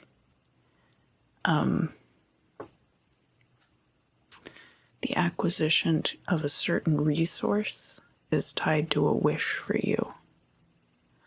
When I'm able to X, Y, or Z, that's going to be if this is a manifestation for you. Sometimes people will tie contingencies to their manifestations so that they will know that the thing is coming to pass. It's coming to pass.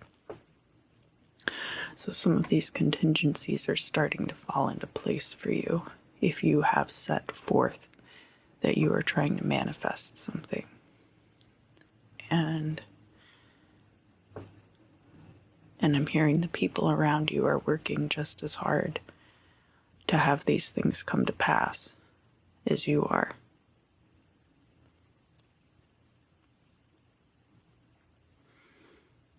Have your birthday cake and eat it too. Obviously, none of you Libra sun signs are going to be having a birthday soon. But perhaps that's part of the contingency for you, or perhaps you are a Libra moon or rising, and that your other placement might be a Taurus or even a Gemini, so that your birthday would be coming up soon.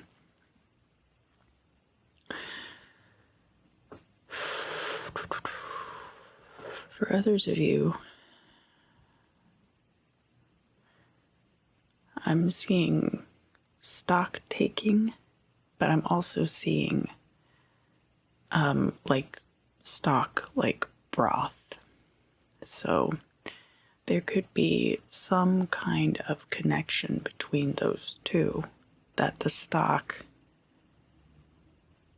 you're taking is related to your health or your nutrition. And stock taking, not like the stock market necessarily, but like an accounting process, or perhaps a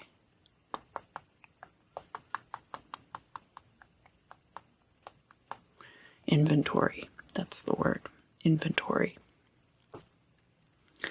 What else do I need to tell Libra, Sun, Moon, Rising about the week ahead?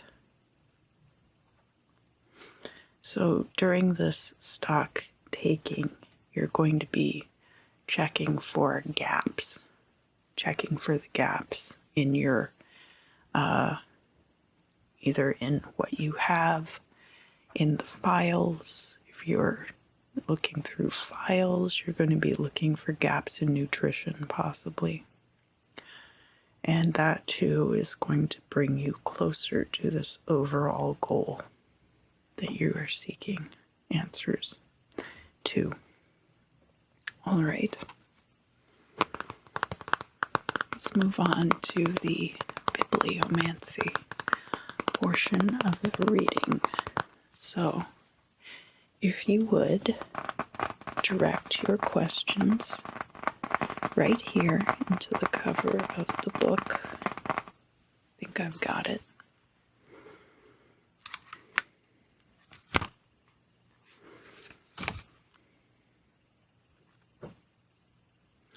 Fear not, if thou art prudent.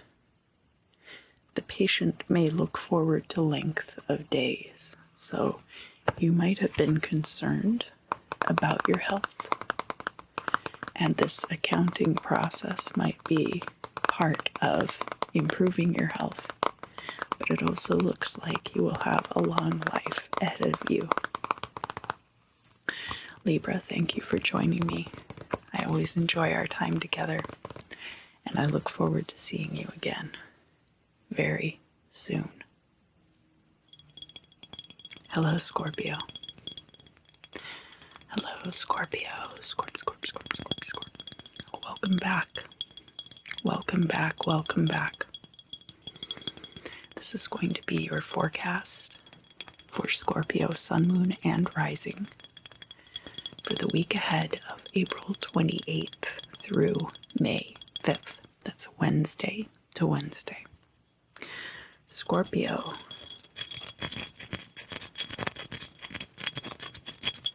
What's coming in for you this week?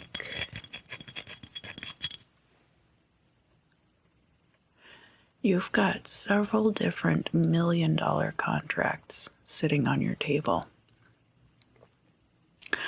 And you're looking through, especially at the contingencies. Contingency.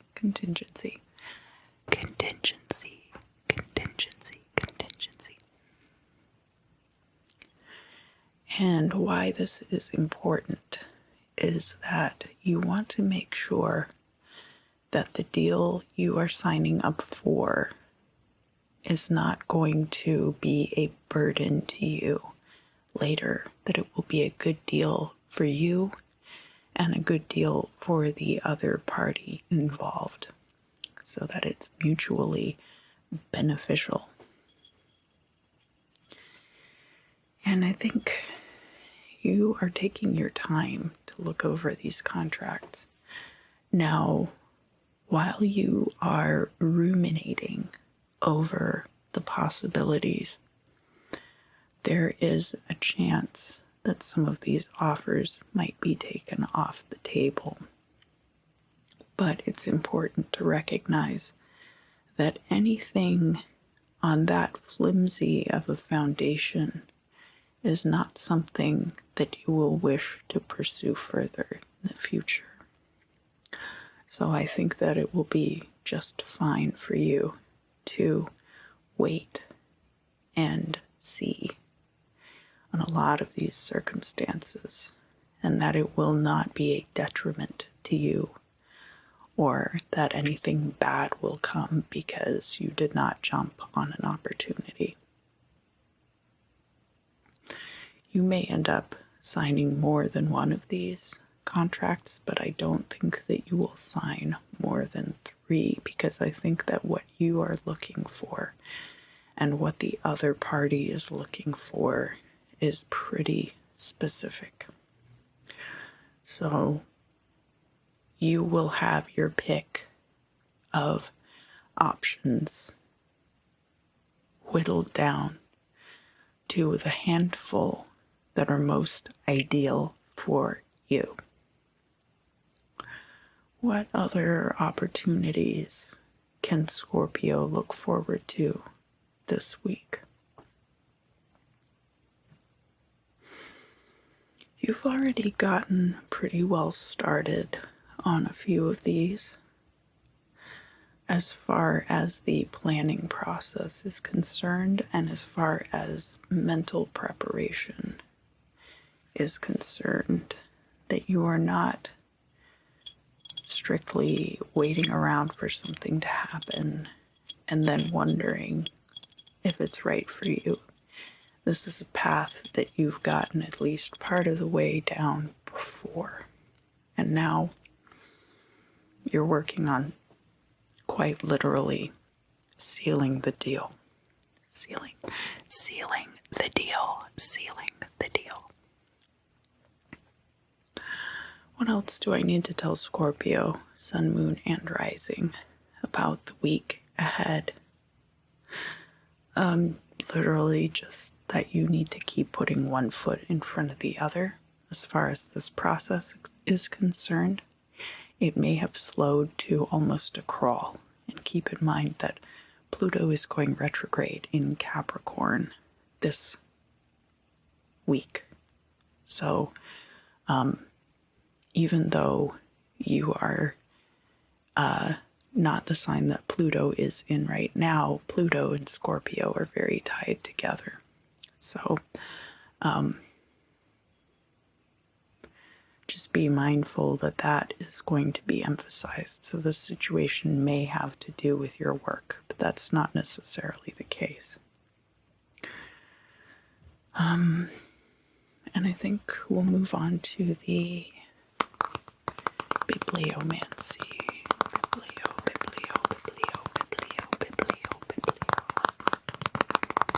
So if you would direct your questions right here.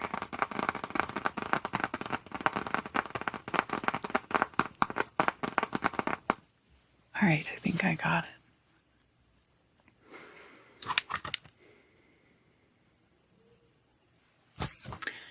Fear not, that fortune will desert thee. After rain cometh sunshine. Beautiful words, Scorpio. May you not take them as platitudes, but instead take them to heart as fortification for the week ahead. I always enjoy our time together, Scorpio, and I look forward to seeing you again very soon. Hi, Sagittarius. Sagittarius, Sagittarius, Sagittarius, Sagittarius. Welcome back, welcome back. This will be for Sagittarius, Sun, Moon, and Rising for the week ahead, which is April 28th through May 5th. May 5th. So there's a bit of a rocky road ahead. That could be, metaphorically speaking, or it could literally be driving on unpaved surfaces or paved surfaces which require extensive maintenance and have not received it.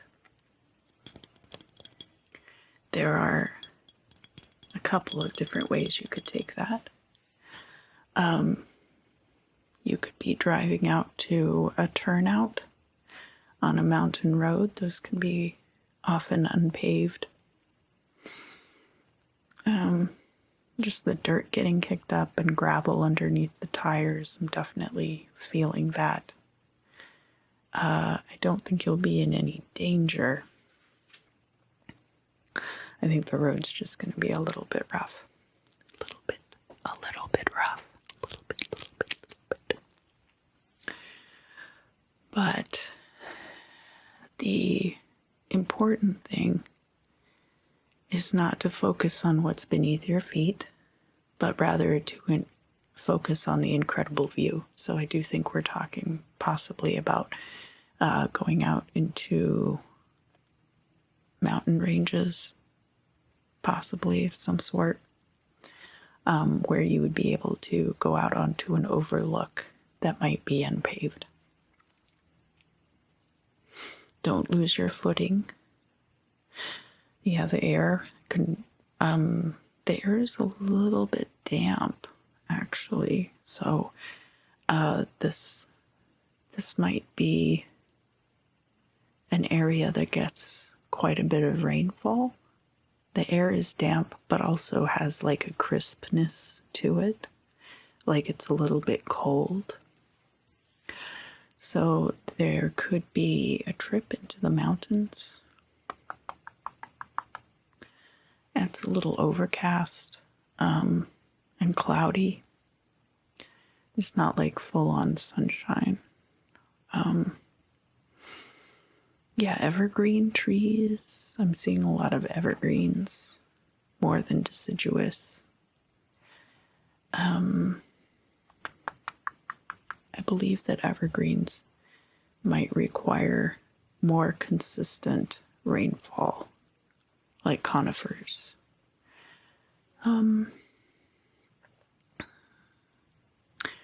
What does Sagittarius need to know for the week ahead? If you do not have a good pair of hiking boots, you might want to invest in that because your feet will thank you. You will end up benefiting from the use of some hiking boots. I feel like not just a flannel shirt, but like a woolen flannel blanket. Woolen flannel blanket wrapped around the shoulders. There could be a cabin involved, nice roaring fire from time to time. Hot cocoa. Tasty hot cocoa. I mean, I think it's from a packet, but it's still pretty good. And like the little crunchy marshmallows, because of course, like the packet cocoa that comes with marshmallows in it, the marshmallows always stay a little bit crunchy. A little bit crunchy. If you really wanted the full effect, of course, you could get some Lucky Charms and pull some of the marshmallows out of that and sprinkle them into your cocoa. But I'm not telling you what to do. What else do I need to tell? Sagittarius, sun, moon, and rising. Oh, this might be like near Saranac Lake or in the Poconos. It kind of seems like it might be in that area of the country for some of you, like upstate New York. And obviously that's pretty specific. So that's not going to be the case for every Sagittarius, but why is this important for Sagittarius, sun, moon, and rising? Some of you might be going to the Poconos. That's true, very literally.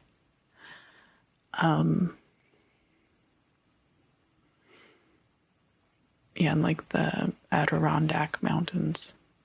I think they're all kind of in a similar part of the country.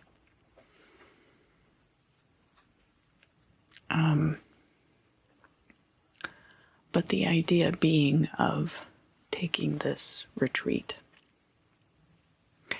And you might be able to actually get away on a vacation. But, and I think I have said this to signs before, I think last time it might have been for Virgo, to kind of cultivate that space in your mind and see where it takes you. I also used to joke around with my kid when he was very small. It would be like, we're going on a trip. We're going to the Poconos, and then I would poke him in the nose like this.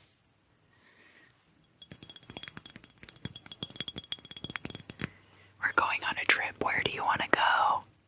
We're going to the Poconos. Sorry, I hope I didn't startle any of you with that.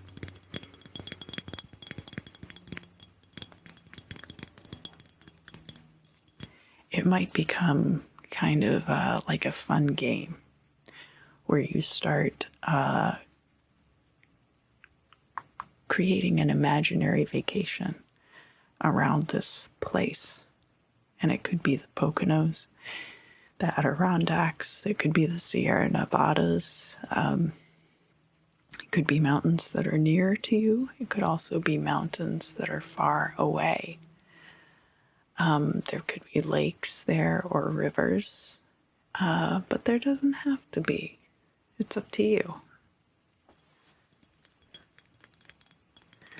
The mountains also put you very high in elevation. So there's lower air pressure at higher altitudes, I think. And that's something to consider too. Even in Denver, it's funny, I bought some chocolate-covered coffee beans, and they tasted like dirt. I was shocked. And of course, at the King Soopers, where we went to buy provisions, they had like a whole bunch of these chocolate covered coffee beans. We were going to be driving late, so I said, oh, that'll be perfect. And I bought them, and they tasted just literally like dirt. Like they had no flavor. And then as soon as we get back here to LA, I tasted them again, and they tasted just fine. It was because of the altitude.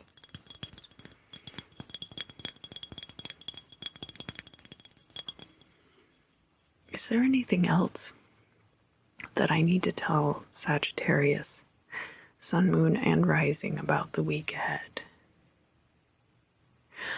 Make a little birdhouse in your soul.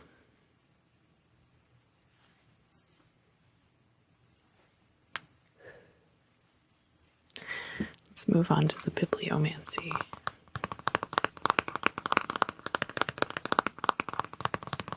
So if you would, direct your questions right here into the cover of the book. All right, I got it.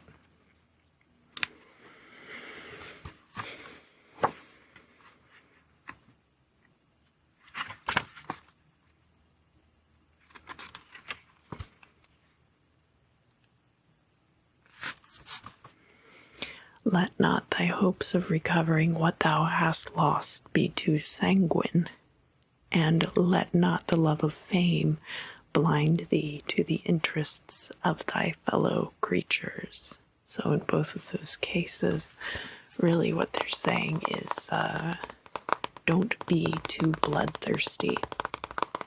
Do not let your unquenchable bloodlust destroy your compassion for mankind. Sagittarius, I hope you have an excellent week ahead. I always enjoy our time together, and I look forward to seeing you again very soon. Hi, Capricorn. Welcome back. Capricorn. Capricorn, Capricorn, Capricorn. Welcome back, welcome back, welcome back. This is going to be for Capricorn, Sun, Moon, and Rising for the week ahead, April 28th through May 5th. May 5th. Yes, May 5th. Yes, that May 5th. It's Wednesday to Wednesday. Wednesday to Wednesday. Wednesday to Wednesday. Time is relative. Time is relative.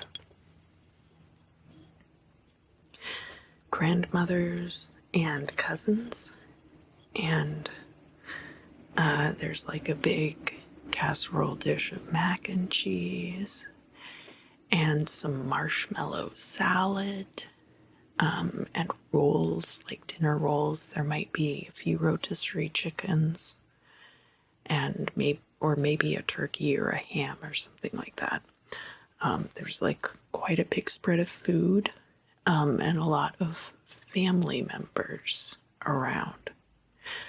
Now, this could be that finally, now that everybody's getting vaccinated, that some of you Capricorns are going to be making up for lost time and trying to have a big get-together with your family.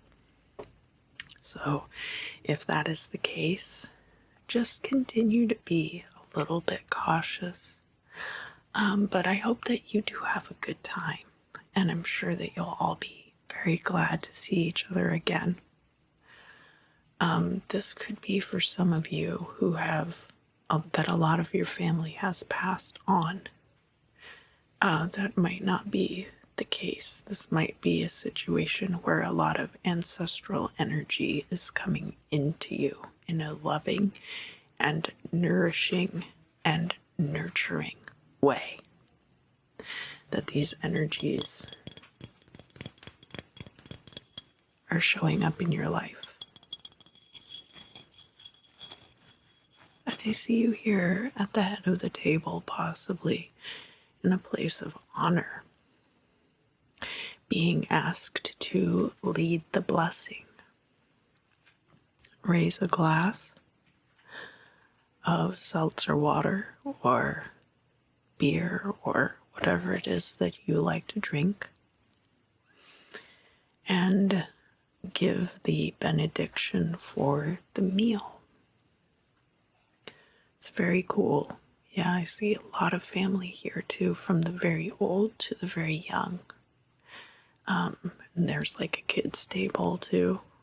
Some of the kids are over there, and some of the older kids are sitting at the adults' table now.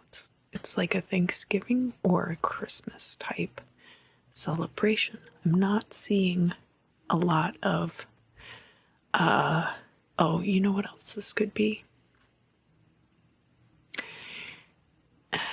Okay, so typically when you're having like a 4th of July, you're eating like hot dogs and stuff off of the grill, and that's not what I'm seeing here.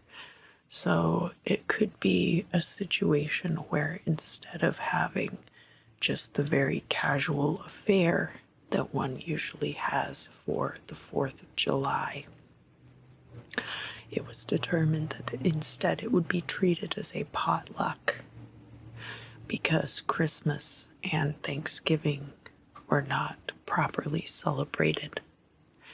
We do also have Beltane coming up this week, as well as Orthodox Easter. So there might be some of you getting together for those reasons as well. But I do feel like there is a celebration that is coming up for all of you that is a celebration specifically of family of some kind, and that you will all be congregating in one place. But I don't see a gift exchange, and it doesn't feel cold. It feels warm, but not hot. So I don't think this is necessarily 4th of July either.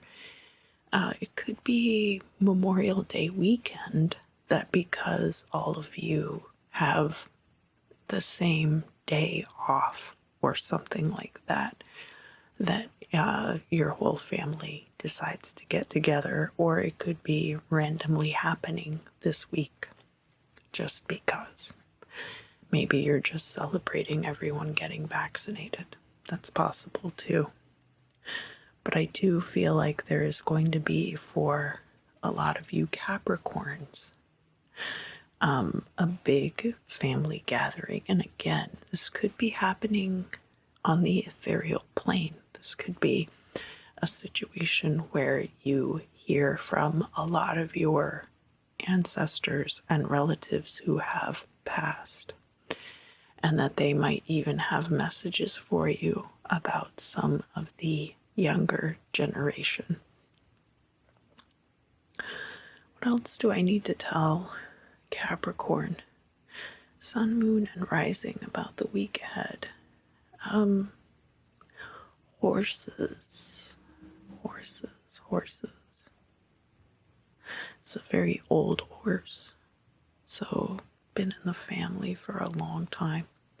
You might be glad to see the old horse. All right, Capricorn, let's move on to the bibliomancy. If you would, please just direct your questions into the cover of this book, if you would, for me, please. All right, I got it.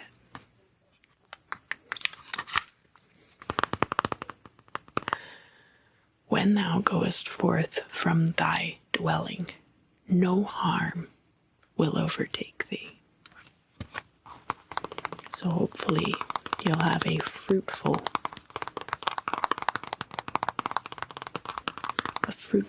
sojourn to wherever this gathering will take place, whether it is in the mundane world or whether it is in the ethereal. Capricorn, I hope you have a great week ahead. I always greatly enjoy our time together, and I look forward to seeing you again very soon.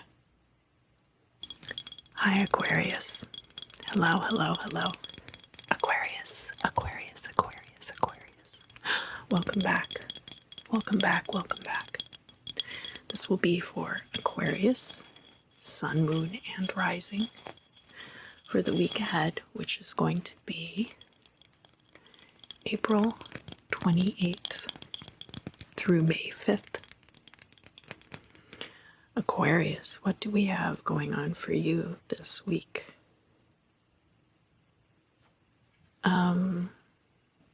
There's that Prince movie called Purple Rain. And I think that not only that some of you are going to be watching Purple Rain, but there's a lot of things about that movie that you might be drawing inspiration from. You've got Prince himself, and it's kind of talking about his trajectory in the Philadelphia music scene in the 1980s. It looks like Philadelphia, but then it also, I think it was taking place in Philly, but there were also references to Minnesota and the lake, purifying yourself in the waters of Lake Minnehaha, I think. Is that what the lake is called? If I got it wrong, please let me know in the comments down below. I don't remember offhand. You have his relationship with Morris Day and the Time, which adds a lot of comic relief to that film. A lot of very cheeky moments in that movie.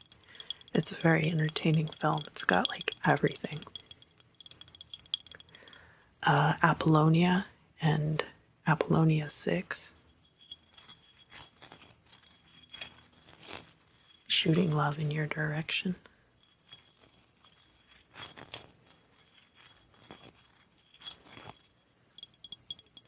And the way that he felt about that.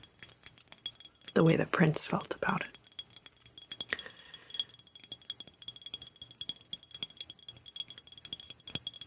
And the story arc overall.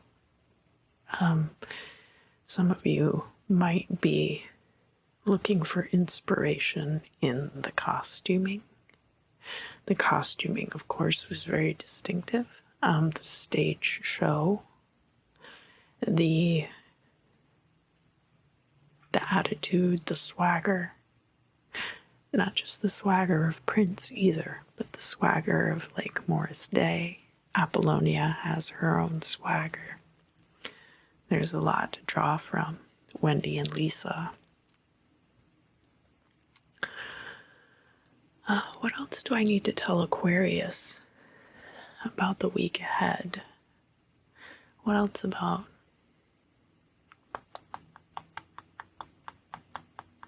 the color of purple? You might be looking for an accent color for your wardrobe and end up finding a lot of things that are purple. I know that's certainly a route that I've taken in the past. Getting a motor scooter and some high-heeled boots and frilly shirts.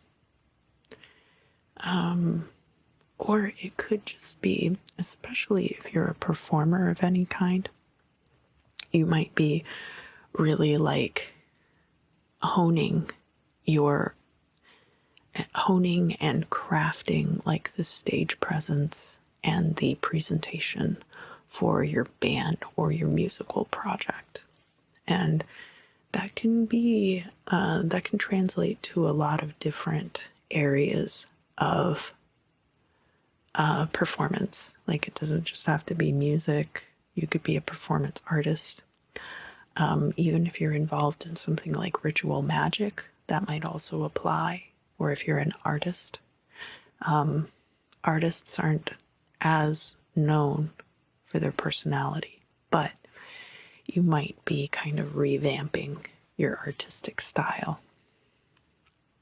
What else do I need to tell Aquarius about the week ahead? see somebody drawing a line in green paint on a canvas. And like draw a line first. And even if you have to erase that line, at least you've started on something. Draw that line and use it as your foundation for the rest of the piece. Start with something very minimal and build onto it. And like the idea that you can always take off one accessory before you leave the house to avoid being over accessorized. And treating your performance or your stage presence or your public persona in that way. That all these things are like different accessorizing features of your life, and that they can be put on or taken off like pieces of a costume. That's something that's coming up too. And like healing frequencies, so singing bowls or tuning forks, or they have little chimes and stuff like that. That could be something that you end up integrating as well. Is there anything else I need to tell Aquarius, Sun, Moon, and Rising about the week ahead? Yeah, down in your solar plexus. Down in your solar plexus, you're going to feel it. The feeling. It's kind of like a gut feeling, but instead of it being like a sinking feeling in your gut that you get when something is terribly wrong, this is going to be like a feeling that's in your duodenum, in your solar plexus, kind of at the base of your diaphragm, where you get this tight feeling when something's very right, when you come upon something that is going to serve you very well. All right, so let's move on to the bibliomancy. And if you would, direct your questions right here into the cover of this book. Direct your questions right here. I think I've got it.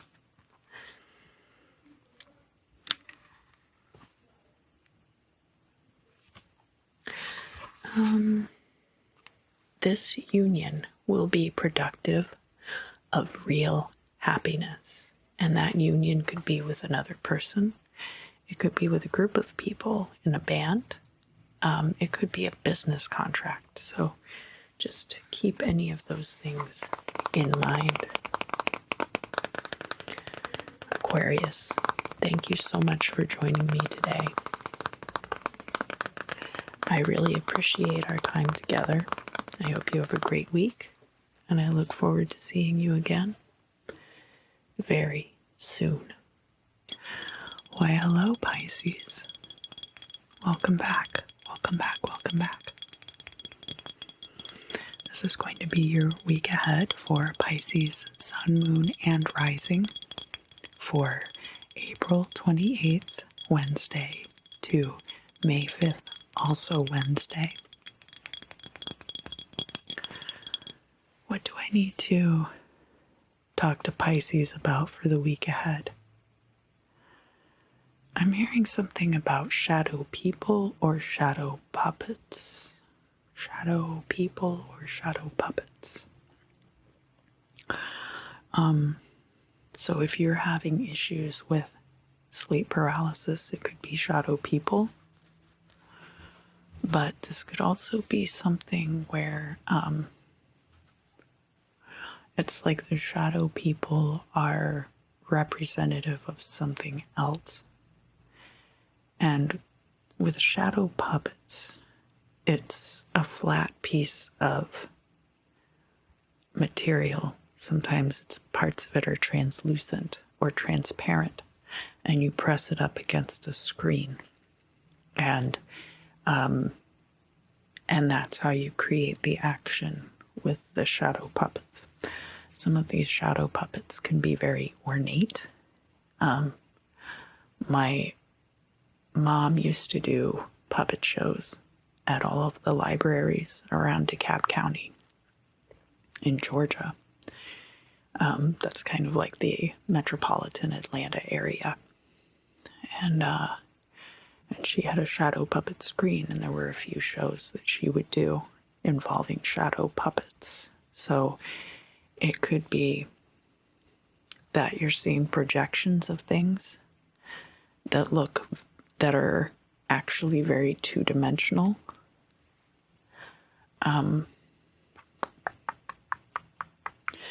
Especially because there's a hair on the mic, sorry. It was bothering me.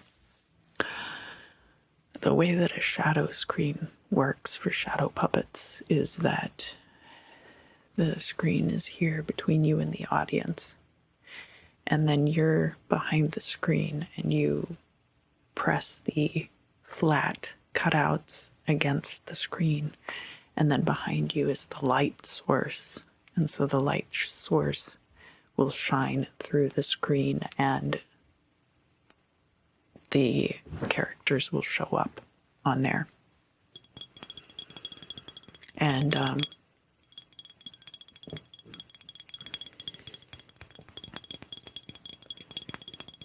so with the shadow puppets, you don't actually need to have that much bulk-wise.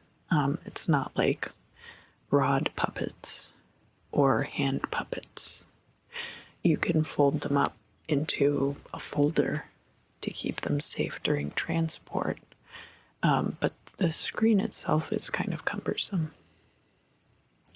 Often you'll see them in a dark room also. So that's a big thing that's coming through is this dark room and the shadow puppets, but also the idea of shadow people. So there could be something where you are having stories told to you by these projections that you are seeing in the dark. And it could be projections like sometimes your eyes will fill in negative space. So shadow people can show up there sometimes. But that they are a projection of this story arc and maybe not necessarily entities on their own. They might just be telling you a story. So for some of you, this could mean that the space where you are staying currently might have a residual energy haunting, which is unlike other kinds of haunting where the entity is still present. The residual energies will play out the same storyline over and over. So you might have a situation in a place where you are staying where that is the case. And yes, you absolutely can cleanse that out of a space using smoke cleansing, using lesser banishing ritual of the pentagram, psalms, exorcisms, etc. So that's going to be the case for some of you.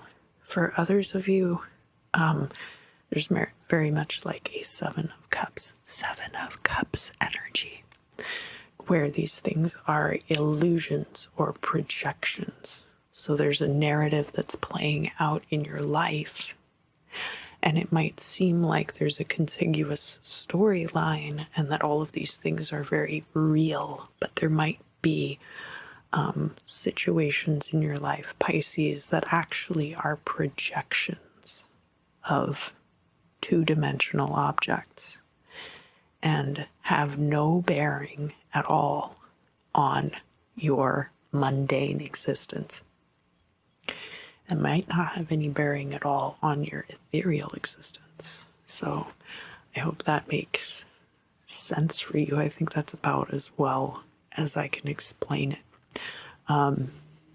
If you are watching this part of the video and you feel like it relates to you, I would like to hear more, if you're comfortable, down in the comments about what this situation might be like. But that's up to you, of course. If it's too personal, you absolutely have no obligation to share. And something about time. Now, time is very relative, but I feel like, especially for those of you who are experiencing a residual haunting, that it's very time dependent. So this might be something where you wake up at 3:45 in a cold sweat, you watch Edgar Allan Poe bury his buddy's heart in the floor, and then you drop back into your sleep, and sometimes you forget all about it. Sometimes you're like, gee, that's crazy. I wonder what that's all about.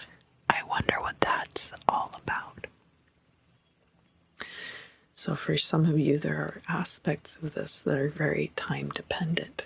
It might also be, for those of you, that this is something more mundane. It could be that you know that if you walk into the break room at a certain time at your job, like if it's 3:15, this person's going to be in the break room and they're going to be speaking on subjects for which I either have no frame of reference or I don't want a frame of reference. And that could be the case too, because these are things that really don't have a bearing on you in particular. They're affecting you, because if you're watching the shadow puppets, you're being affected by them. But the actual storyline has little to do with you. A perfectionist. There's some aspect of this about perfectionist persona. And that could be, especially for those of you who are experiencing this in the mundane, there's somebody who has a persona around being a perfectionist, but they're not actually a perfectionist. They just like to project that as though it's part of their personality, but actually they're just being a jerk. And so it's understanding that and understanding why they're coming at you that way that's going to be important. Is there anything else I need to tell Pisces, Sun, Moon, and Rising about the week ahead? Yeah, just understand that a lot of these things don't actually have anything to do with you at all. Sit back and enjoy the shadow puppet show. Let's look into the bibliomancy, if you would, with me. And if you would just send your questions right here into this book. Yes.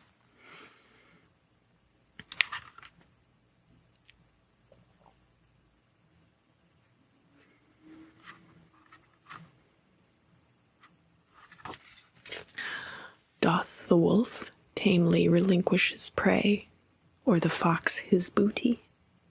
How then expectest thou to rescue thy goods from the fangs of the man of law?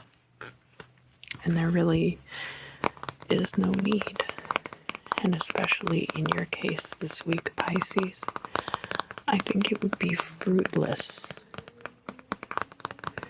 to continue to reach for riches and treasures, which may be but a mirage.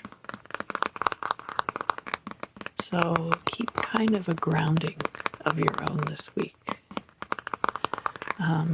I know that can be difficult for Pisces, as they are mutable water signs and much more inclined to the less concrete.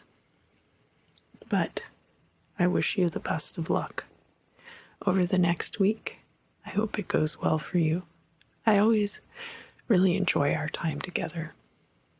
And I look forward to seeing you again very soon.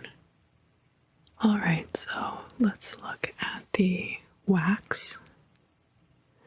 For divination, we have a few of these little pieces kind of stuck to the sides, so there could be stuff clinging on from the past for you this week that you need to dislodge so that it can move on its merry way. Some of these pieces have sunk. We have, this is kind of like a bear riding a unicycle, but a very small one. We've got a small Godzilla. This actually looks quite a bit more bulbous on the bottom than it does on the top, if you can see that. So the bear on the unicycle obviously is well trained, but doesn't really pose that much of a threat. And the same with Godzilla. He's very mobile, but a Godzilla of this size is really just a lizard.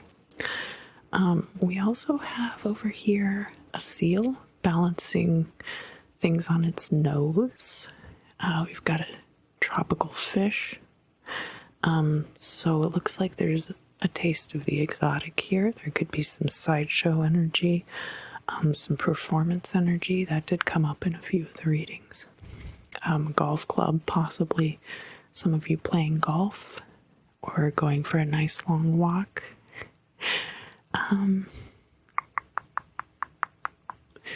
What is this big piece here? Okay, so let's look at this.